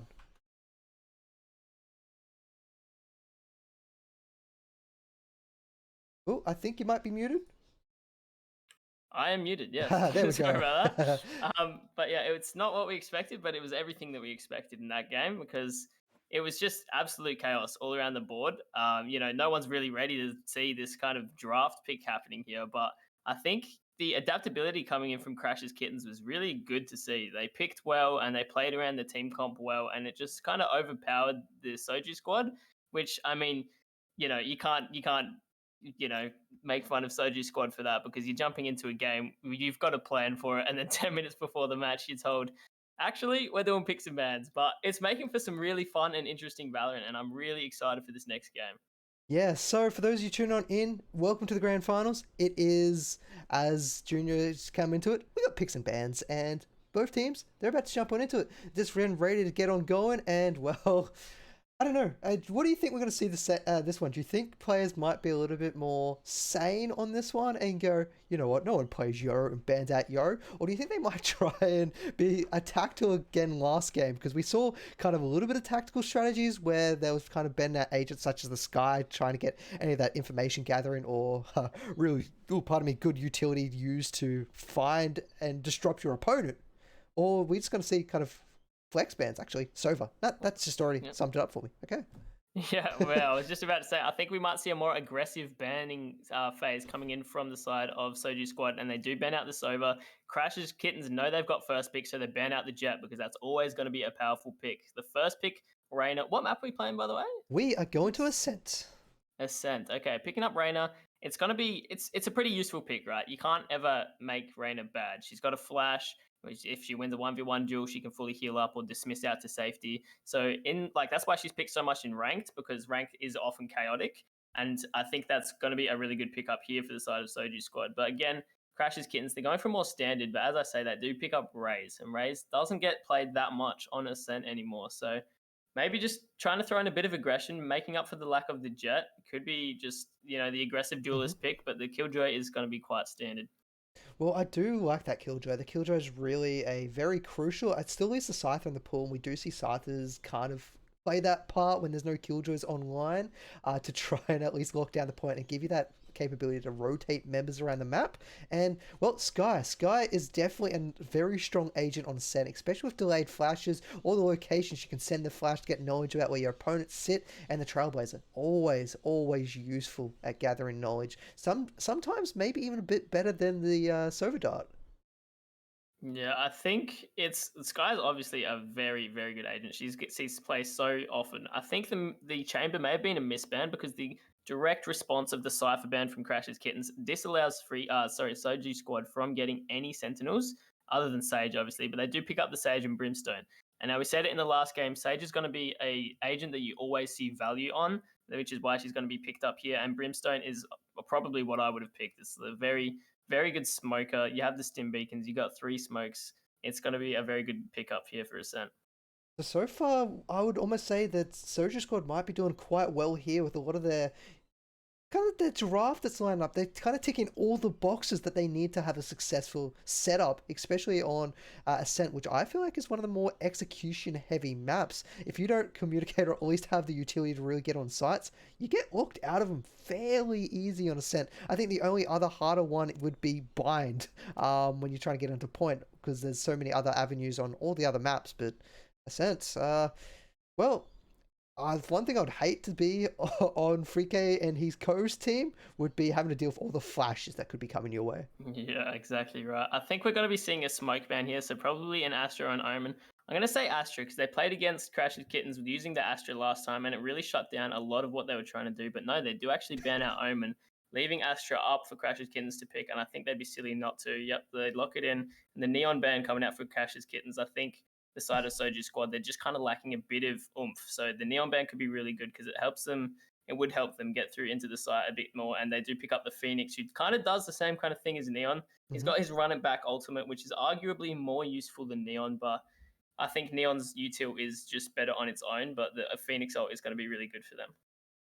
I got a question. So, with KO and his ultimate, will that disrupt the run it back, or will the run it back still go into effect once he dies? This is a really good question. I am not sure, to be honest. I have never seen that interaction ever because people don't generally play Phoenix that much. But if I had to guess, I would say that he would keep running, but if he gets suppressed, maybe he just dies. So I'm not too sure about that one, but we might see it this game and, Mythbusters style. Because, I mean, debunk that one. especially with the suppression of KO as well, I believe if you suppress and he dies, he will still respawn because it kind of dispels. It might dispel it, I'm not sure. I don't even know if dispel is the right word, especially in Valorant compared to other games. But, I don't know. I hope we get to see it. It's going to be interesting. But yeah, I think if you were to choose a winner based on picks, just completely picks alone, players irrelevant here on Ascent, who would you give the trophy over to? I like Soju Squad a bit more. They've got the really. I think Brimstone. I personally think Brimstone is one of the best agents in the game, and Sky. They're both, for me, they're both S tier. Whereas the side of Crash's Kittens, they've got KO, who is good, but they don't have Sova and they don't have Jet, and these are both really good picks here. But in saying that, again, the side of Soju Squad does not have any Sentinels other than Sage. They don't have Chamber, they don't have Cypher, they don't have Killjoy, and we have already seen that the Crash's Kittens, they do like to lurk a lot. But I think team composition alone, I would have to give it to Soju Squad. And I think the tables have flipped. You've now got this situation where you've got all the only knowledge gathering capabilities over on Soju Squad, and you've now got the Sage as well up against Crash and Co. Are they gonna? Well, I should say Crash and Kittens, not Crash and Co. Are they going to be able to deal with being able to make things messy for their opponents, or could that backfire for them? How good is being messy on Ascent, and how useful is it to really shut down a lot of these sight lines, especially when you're trying to go through tree or making your way up down mid? Yeah, I think it could be tough for them, but in saying that, they have a lot of flashes. So that means when you have a lot of flashes, you can just get ground for free in places where you're not sure about where the team is playing, because you can just flash your teammates in. So that could be really good for them to just get on through. And then when they're on attack, they also have a lot of strong ultimate abilities to help them take the site. They've got the Killjoy ult, they've got the Breach ult, the Astra ult, the Raze ult, and the KO ult. All of these are really good for the site hits. And good news, my friends, we're jumping in the game. They're selecting their agents. We don't have to worry about them discussing it now because they already know what it's going. They're probably going to spend the entire 60 seconds, though, just seeing how they're going to operate with the new meta. Actually, it'd be great if we did see a new meta develop from players just kind of experimenting this style. I mean, of course they normally get to experiment, but we don't see a Sage normally come to Ascent. I think it's been maybe 18 months that I've seen a Sage seriously picked on Ascent. Phoenix, well, we never see a Phoenix. He's disappeared, but I guess he excels in these close combat scenarios. Will his flashes be actually fairly useful coming up on Ascent? Yeah, I think it's going to be really interesting because, like you said, we don't see a lot of these characters often, but this format could bring a whole new dynamic to the game because, we have these picks like Sage and like Phoenix where if you put the enemy in bad positions in a composition they're not comfortable with these agents that are really good at stalling and really good at, just making these positions for the enemy, it could be really good for them. I think Sage in this format is potentially an S tier agent. Whereas, we don't see her much. We don't see her much at all in competitive play anymore because people have all of their set plays. But the Sage is just such an adaptable pick that you can play anywhere. I think it's a really good pick here. And now we're going to start getting on into it. We're going to see where they're going to set a lineup. At least they know Gloom's going to be able to lock down. Oh, I thought he was going to go to the B site, which was usually your standard spot. But it's going to be moving over to the A and supporting Alex over out to the A site. Okay, I'm just going to stop talking. Gloom, get over to your position. He's juking you out. It's the caster's curse. He heard you saying it. He started running back. I'm a little bit sad we don't get to see Gloom playing his, it was not Cypher, I think it was his Viper the other day where he was trying to get a position up for his Poison Orb and missed almost every single shot. Oh, no, actually, no, he was actually playing Killjoy, and it was here on this map. He was trying to set up his Nano Swarm, and it didn't go too well for a very long time, many times, so... it looks like he's not going to go for that here, as Merz is going to be looking down at a potential armada of players, as a smoke's going to be used to create a one-way, and they're just going to wait that one out. So we're going to see potentially a slow start to the game, and as I say, that Greeps, he picks up one. That's a very valuable pick there. That's Sage gone, and that's a lot of that adaptability out. Now Merza here, playing on the Raze, has got this nade, and we were talking about it in the last game. It's going to be very much the same in this one. Stalling the enemies is the name of the game. You're playing against people who, you know, they're not on their picks, they're not on their comfort picks, they're not defaulting at all, they're all stacked up towards A. If you can just stall them and isolate them into the area where you know they are, it's so hard to put yourself back into the round after that. Just waiting for that to go down for him to get ready for that nade. He sees one. The suppression comes on out. It's going to make sure the Reyna, it can't disengage if things do go awry for her. Or at least she gets a kill as well. And paint shells gonna land, gotta push them off to the corner a little bit more. Delaying again, given enough time for information for Zane down mid. They now know that there's no one coming down mid currently, and they're gonna stack that A site. And there's 30 seconds left on the clock. Junior, do they have enough time to safely get to B? 30 seconds left. When you say safely, it's going to be very hard because Gloom's set up here with Killjoy, and this is the strength of what I was saying before. You stall them down, they're hitting into a B site with a Killjoy set up with 20 seconds on the clock. They put themselves in a very uncomfortable situation. They don't have the Sage Wall to put themselves out towards lane. I think Gloom is going to be able to get a lot of stall down and a lot of damage. The stun comes in as well, so Gloom gets the kill with the Nano Swarm, and he gets the second there on a Taeon, and now it's 2 versus 2, and there's only 5 seconds on the clock. No matter what they do, they can't win this round purely because of the situation that they've been put in by Crash's Kittens. One fight comes out, Skaz gets 2, but it's just all for nothing. And yeah, that's... oh, he goes for the knife. Merza unfortunately steals that one away from Gloom. But yeah, this is what we talked about. The stall is so strong in games like this.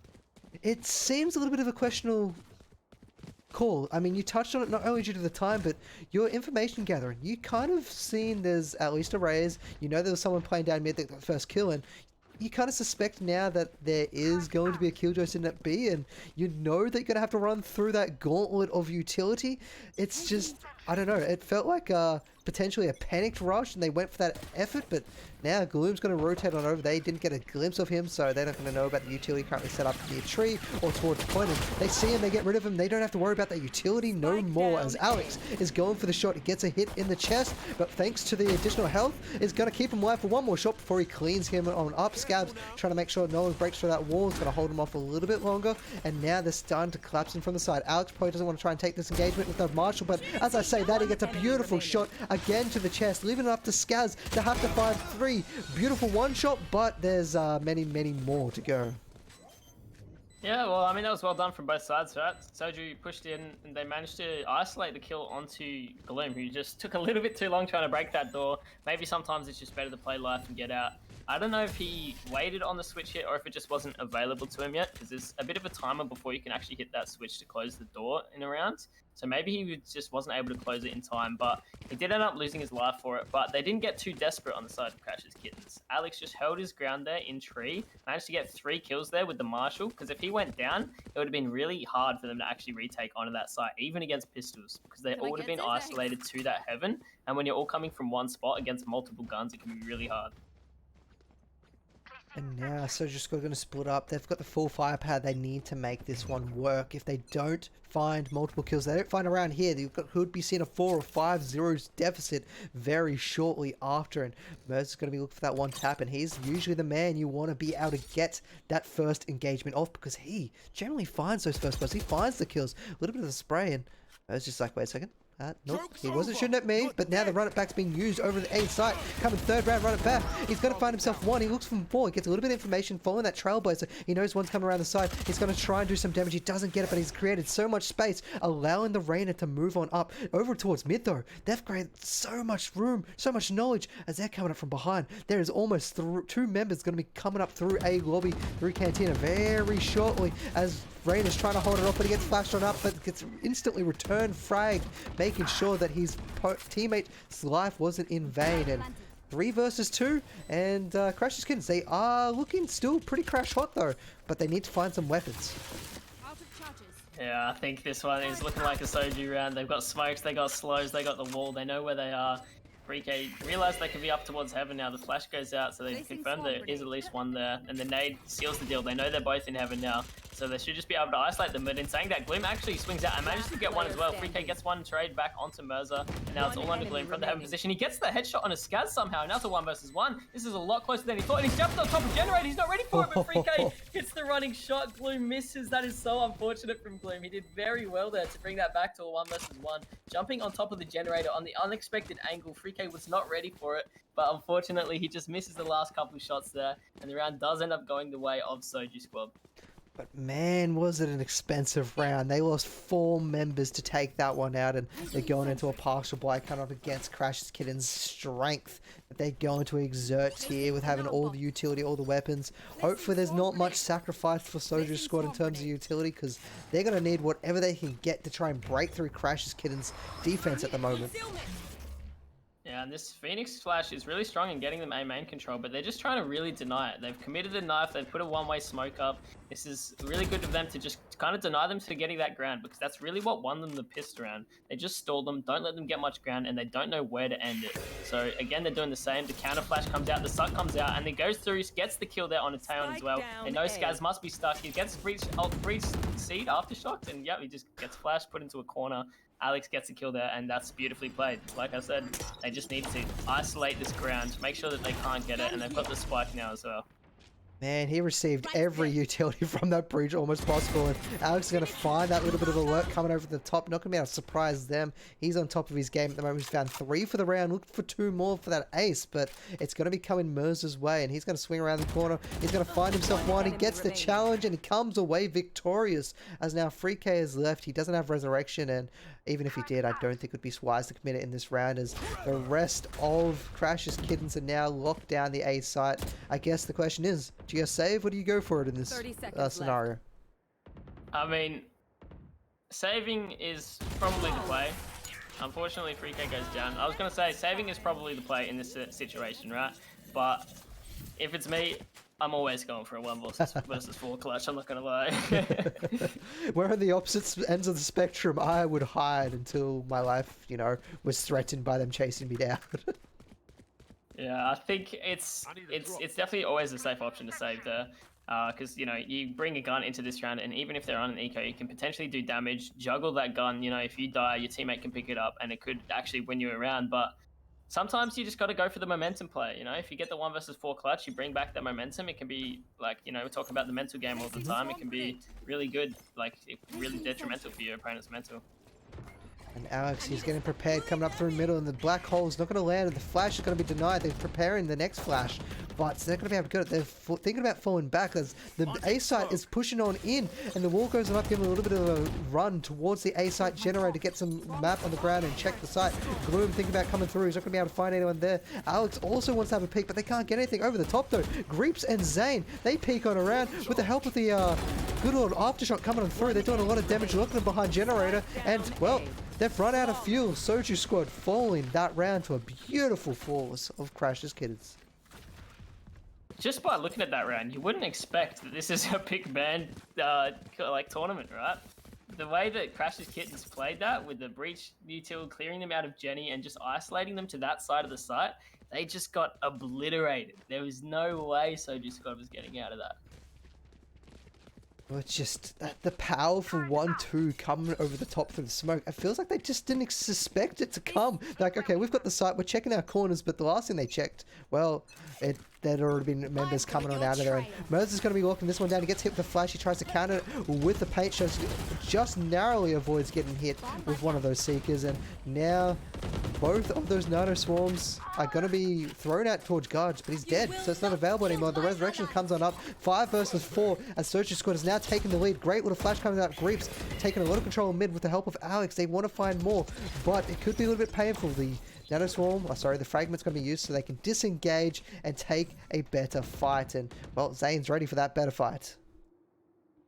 And this is what we've been talking about all game. Greaves finds a one tap on a Skaz there in the middle, but yeah, the stall coming in. Like, the Raze is so good at stalling, and the Astra's got the suck and the smoke as well. But now they realize they've got to commit. There's nowhere for them to run away to. They get stunned on the exit. Pre-K managed to get the opening pick. Taeyeon gets another one, but Merza quickly trades it out from the position to switch, and he gets the second kill onto Pre-K. Once on site, he gets timing there, pulling out the grenade, trying to isolate the person on site. Now it's on Alex in a 1 versus 2. This is done very well from Soju to bring this back to a 2 versus 1 situation.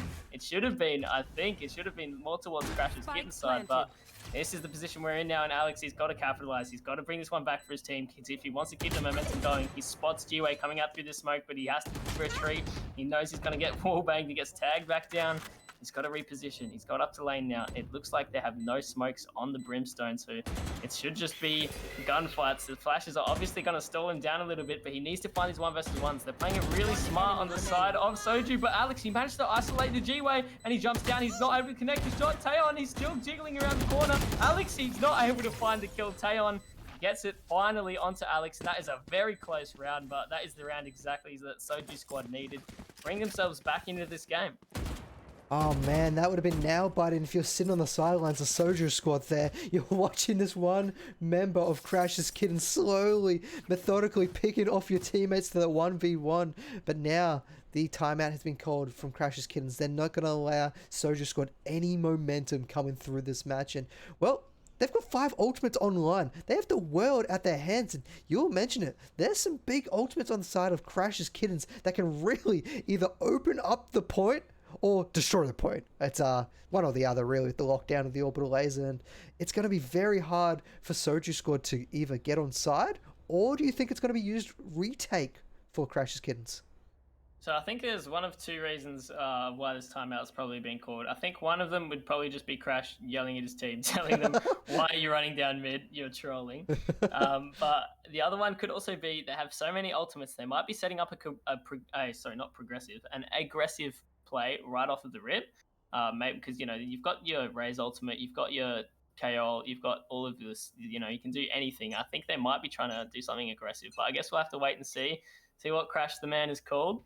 And yeah, but again, you know, Soju squad bring themselves back into this game, a desperately needed round from them. It got so much closer than it needed to be, but they do manage to find it in the end. And I guess, will that give some confidence over the Soju squad being able to take a very clutch round like that, or are they just kind of happy that they got that and just need a breather and gonna take it in their stride? Yeah, I think it's a bit of both. It's a bit of momentum, but it's also a bit of a relief. You know, you don't want to get 13-1, you don't want to get 13-2. So the more rounds they get, the better. And as I say that, Taeyeon catches Merza off guard. Merza getting a little bit too aggressive here, trying to capitalize on how Soju squad have been playing, because they haven't generally been doing 4-1s like this. But the time that they do, Taeyeon managed to get the pick, which is really big, because now he just rotates straight over to the A site. But they're not really biting at it, because you see here, Crash's Kittens are still set up this A-hold through tree. I think they're giving sight, but they're playing for this retake, and they're just going to try to, you know, get some kills here with a util from tree, but they're just running straight in. Then this is an open site, so Skaz, he might be jumping up heaven, trying to find some more damage, but run it back, runs out, and the bomb's going to be going down. So this is it. This is the retake. We have 4 ultimates on the side of Crash's Kitten. They do not have the Merza ultimate, the Raze last, whatever you call it, Raze ult. So it's going to be tough for them, though, because they need to isolate this short position to be able to get this Killjoy ultimate down. And this is exactly what they're doing. They're running through, but Soju squad are ready for it. They do pick up the kill there onto Gloom, so that is the Killjoy out of the question. And G-Way is in such a good spot here. Managed to get the first one, not able to get the second. Alex trades it out. Taeyeon's running and gunning. He gets one, but he gets traded out again. And Skaz, Soju squad, they win the round, and that was, yeah, another well-played round for them. I really enjoyed what Soju squad did there. They decided, they heard the effect of the, I can't even think of the name right now. Rolling Thunder, there we go. And they thought, you know what? Let's go around it. Let's sidestep it and put the advantage on our hands and run towards them, because they weren't expected. And that's what happened. The 3 people got locked in tree. One swung in from Cubby, and all of a sudden they're just like, wait a second, what happened to us? It's Crash's Kittens forward. Soju squad, bringing it back between 1. Now they're starting to get ultimates getting closer and closer online. Their opponents still have 4. They've been saving it for a few rounds, which is a little bit inefficient because they haven't been able to get the extra ultimate charges that they would have had otherwise. Yeah, it was very well played by them. And that KO Knife off the rip there spotted 3 up top mid, so it's interesting to see how they react to this. They've opted to go for this B main control, getting another ultimate orb there onto the side of Zayn, just really farming his ultimates, and they've been doing such a great job at that. You know, they've already got 4 ults up. I think they were trying to use them in that last round, but they were denied the possibility to, so they've still got him for this round. And again, same kind of things coming out. They're going for the short hit, and they know Killjoy's playing in towards short. They get the kill onto Alex, and that is a very large kill to get there. And now they've just ulted it out. They want this full tree control. If they deny this Killjoy ult from going down in there, it's really hard for the side of Crash's Kittens to kind of rotate into and retake. But Taeon just goes down to the mollies, which is unfortunate, but Reyna gets the trade out, but Zayn again gets the return, and now it's a 3 versus 3 retake. The Killjoy ult is still available, and they have Ray's ult as well, so this should be looking very grim for the side of Soju, because if they get that Ray's ult into that pit corner where everyone sits to dodge this Killjoy ult, this could be very detrimental for them. And now here it is, they're coming running through. Merza, he knows there's got to be people in there. He pulls out the ultimate, the nade's got to be doing big damage. He gets the kill on his Skaz, the fuse is already coming out. They're just stalling, the satchel packs, the flashes, there's nothing they can do to get up through here. And he goes down, G-Way's not even able to get the flank on in time, and that is a very well played retake from Crash's Kittens there. Man, that was beautiful. You hit the nail on the head. It's like lockdown. They got 2 places to go. Let's run at them with the showstopper. What are they going to do about it? And really, they couldn't do much about it. The paint shells were locking down from one side. The showstopper came from the other. They found all the kills there.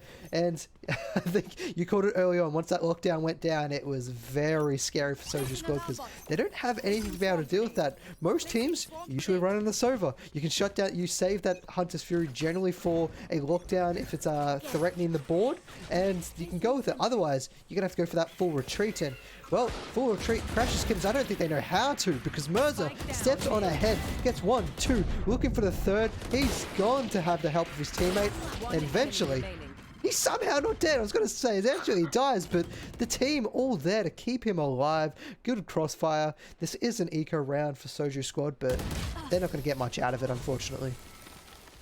Yeah, I mean, that's just Merzadiv. He just ran into mid, got flashed off the angle, got like stunned, got peeked, got everything, but they just could not get rid of him. I think there was a couple missed shots there from Skaz up top mid, which is a bit unfortunate to see, but you know, when you're peeking into mid and you've got 2 targets looking at you like that, it can be actually pretty hard to hit that shot because you're always worried about, you know, oh, this guy's going to kill me.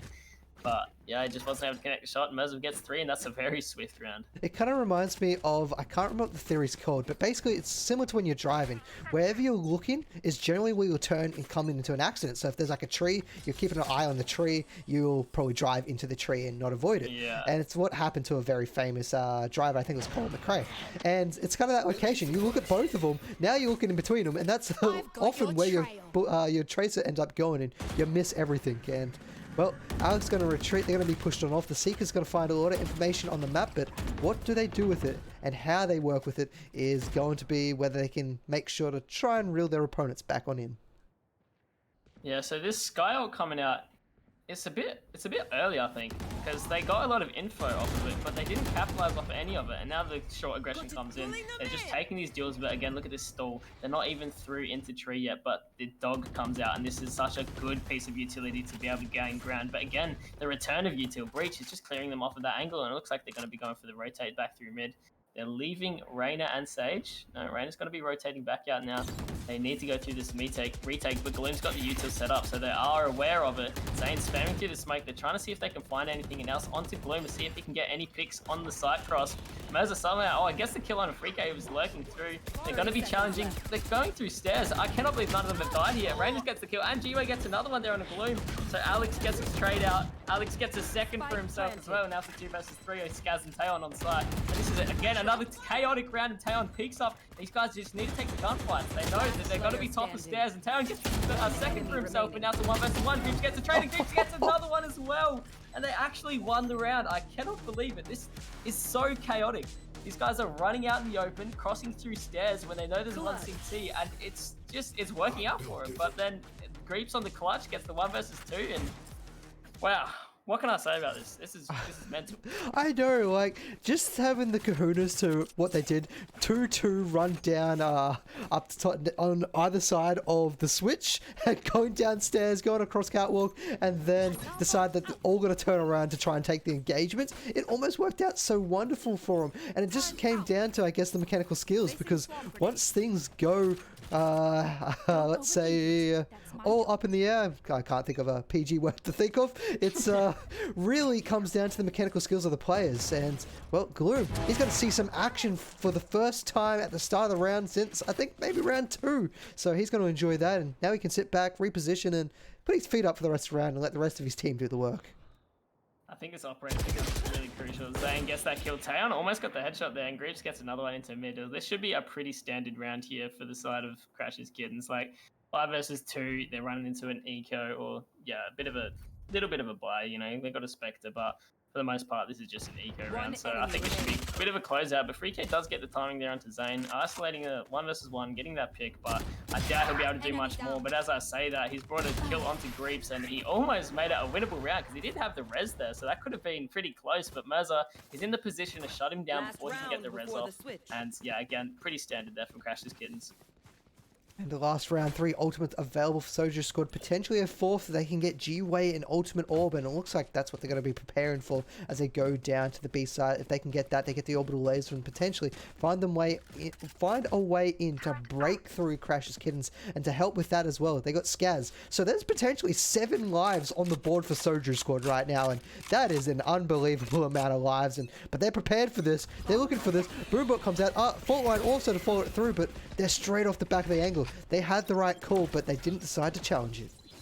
Tell you what, if there was a raise nade thrown in there with that stun, that would have been lethal for Soju Squad. They were all slowed down in that choke from the breach stun. That could have been such a big counter strat, but then the nade wasn't thrown in, thankfully, for the Soju Squad, so they're counting their lives to that one. And speaking of count lives, they've still got 7 of them. The Phoenix ult comes out, so does the Brimstone ult. Mirza gets the opening pick, and Alex gets to run it back, but the kill comes in from the Raider, and he dismisses away to safety, and he gets a second as well. Greaves picking up from Switch, he's going to get another one, but there's 2 more trades coming out from the side of Soju Squad, and this is another chaotic round. Now it's all on a Gloom. 1 versus 3, he's not able to find the shot onto Reyna, and I would imagine the Reyna probably isn't going to peek. You know, you don't want Gloom to be in a winnable 1 versus 3 or a 1 versus 2 even if they peek him.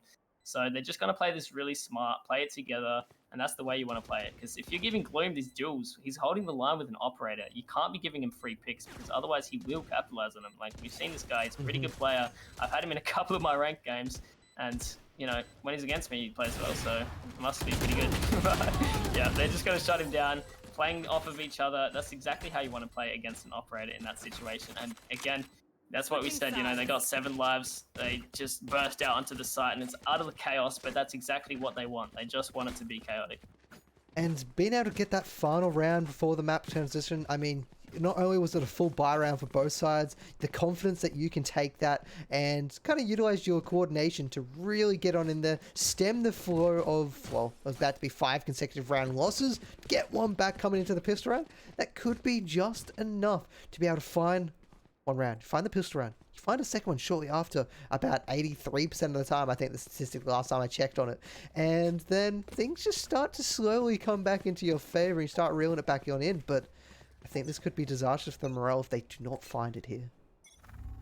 Yeah, again, we're just seeing the strength of Crash's Kittens. I think these guys are a bit sharper, so that it is playing into it a bit, but the team composition as well is quite good. But it could be, like, this is still anyone's game, right? It's only 8-4. It's all about momentum on pistol round. So if Soju really want to win this game, getting pistol round is going to help them so much. That Skaz runs through. He accidentally jumps. No one dies there, but he re-picks in, maybe getting a little bit greedy, and Greaves gets that kill there. That's a very good opening pick, but this is a great reposition here from FreeK. Because with him in 1, that allows so much pressure off of the map. They can move more towards short or more towards B, which kind of, you know, it makes the man advantage not that big of a deal for the side of Soju. I mean, I'm a little bit disappointed there. We had a flash available. He went for the dry peek, and then you mentioned the second peek again, and he could have even thrown the flash out then because he knew where his opponent was and really put some pressure to it, but not going to be the case. It was one of those instances he wanted to try and finish that one off and get away as soon as possible. The flash is going to come in, forcing Reyna off the angle, and the smoke even comes up to deal with that too. Paint Shell's even further back, pushing Soju squad into the retake scenario. 5 versus 4. They don't have a lot of utility for this.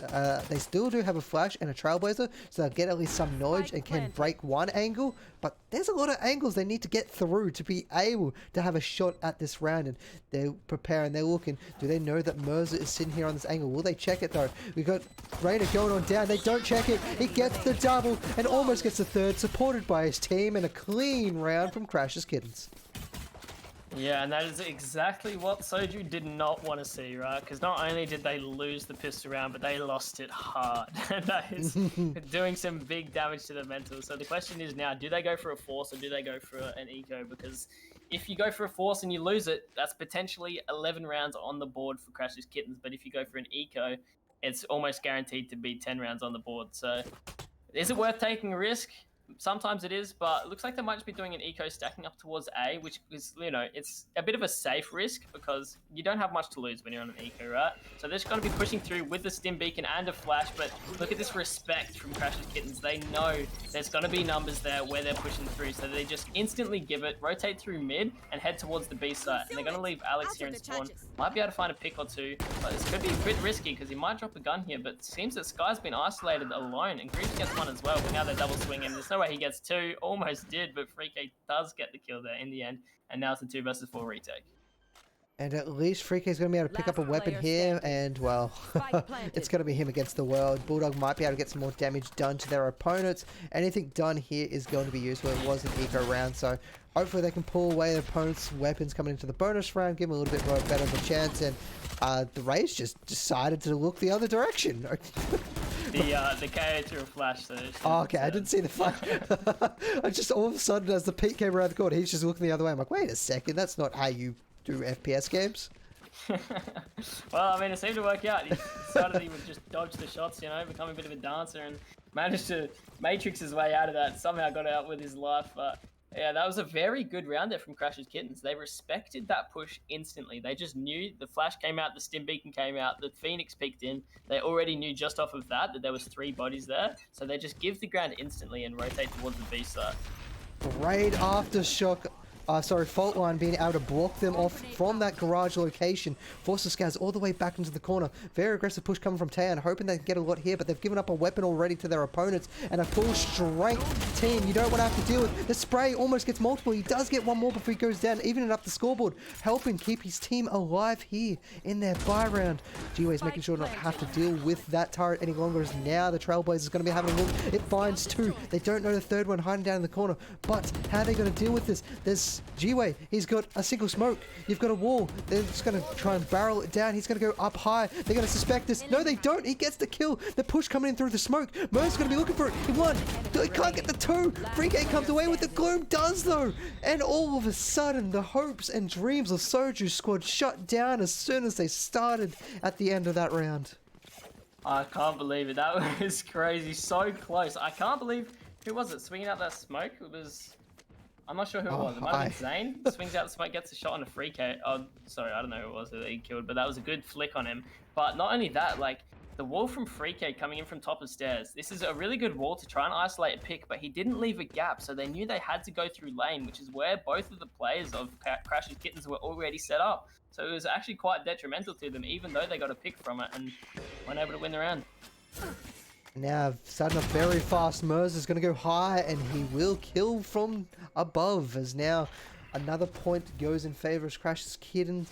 The Zet's going to be 4 versus 5. Aftershock's going to clean out one, making sure no one is down there. Mers just waits for that extra third shot to come on out, and it's not going to find anyone. Is now Skaz holding up high. He's got himself a sheriff. It is a bit of an eco round, so we do suspect this round will more than likely go in favor of Crash's Kittens, and Soju's squad's going to be playing for a very, very long consecutive game right now. Yeah, Yeah, and nothing is working out for Soju squad. They're just getting timinged, they're getting utiled, they're getting out aimed, and it's just going to be most likely another round. Yep, there it is. That is another round there for Crash's Kittens, and they are just looking so dominant here.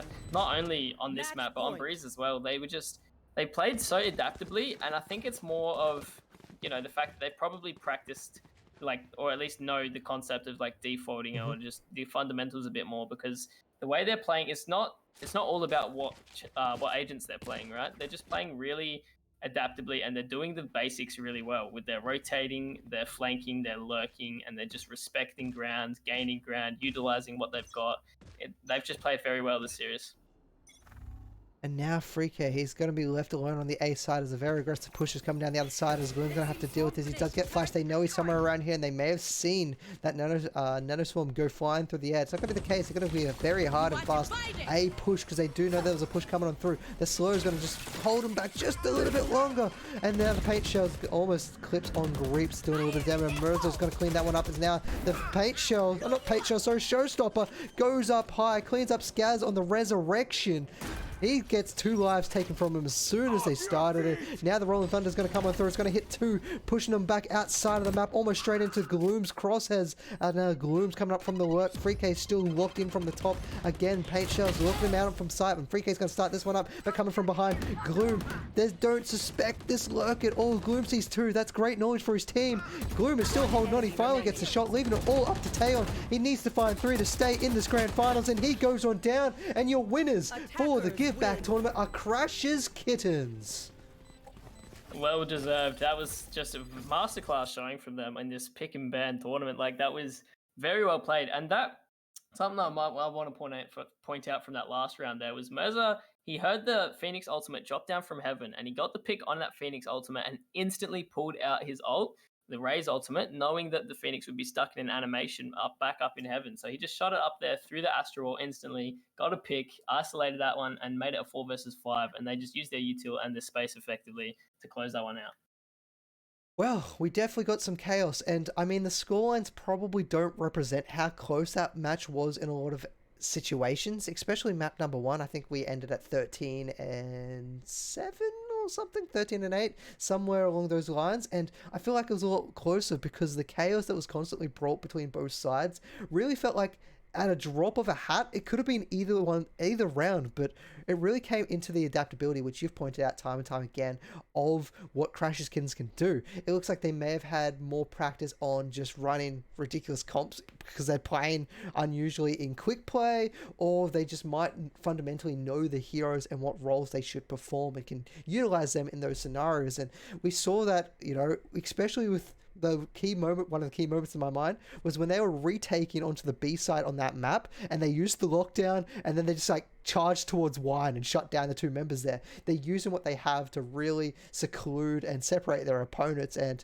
again, it just seemed like their utility knowledge was a lot stronger than their opponents. Yeah, they were definitely adapting to the setups a lot more than the side of Soju squad. Like Soju, they had some really good setups, like we were talking about.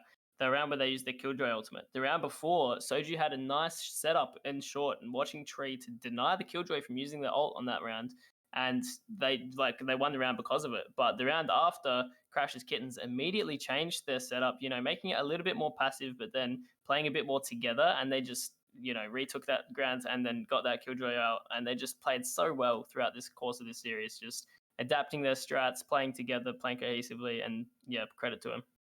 And I want to thank both the teams. It's great seeing them come along board. They've played many matches throughout the tournament. There was some rough start, and actually all the teams that Give Back to it. I want to thank the entire Valorant squad that all appeared to join into the tournament and showed up for the matches, played along with them, and the very ad hoc changing on the fly. It was within the first hour, there was a few changes that happened to the tournament. We went from best of 1s to best of 3s to best of 3s with best of 1s, and it was all over the place. I want to thank all the teams and players for really supporting the changes on the fly to bring this tournament to you guys. I also want to thank all the players for giving us their time, because it was a lot of time on the first Sunday. It was 8 hours. Today, it's another couple of hours for these teams all around. I think getting close to 4 hours now, getting close.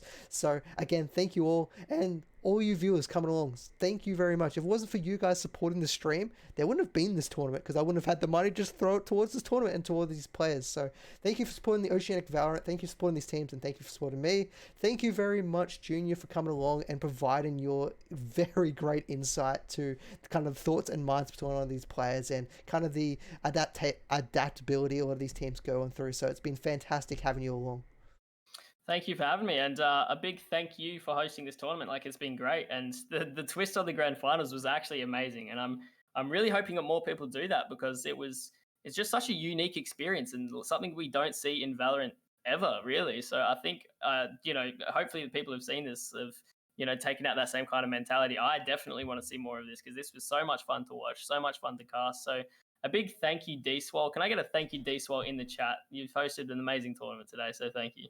Thank you very much, and I'm happy that a lot of people have been happy. I've seen a lot of thanks both in my Discord and on Twitch, and I'm glad people have enjoyed it. It does make me happy knowing people enjoyed this. We'll see my next Twitch payout in a year's time. We'll see how well we can go with that one. So, but again, there's a lot of Valorant action coming up in the scene. There's LPLs about to get kicked underway. So if you're interested in that, head over to LPL to get on any of the brackets. The Valorant Oceanic Tour is about to get on the way. I think registration's closed soon. So if you've got teams, hit that one up. Support a lot of the other tournament organizers as well with your Rise of Legions, your AOE sports. I know there's another one in the works that I can't mention at the moment that's getting prepared. So there's a lot of Valorant action. Support them all. The better we grow as a scene, the more we'll see representation. We saw that with Bonkers, and at this stage, possibly Order, because I think they're back on top again since Bonkers is gone.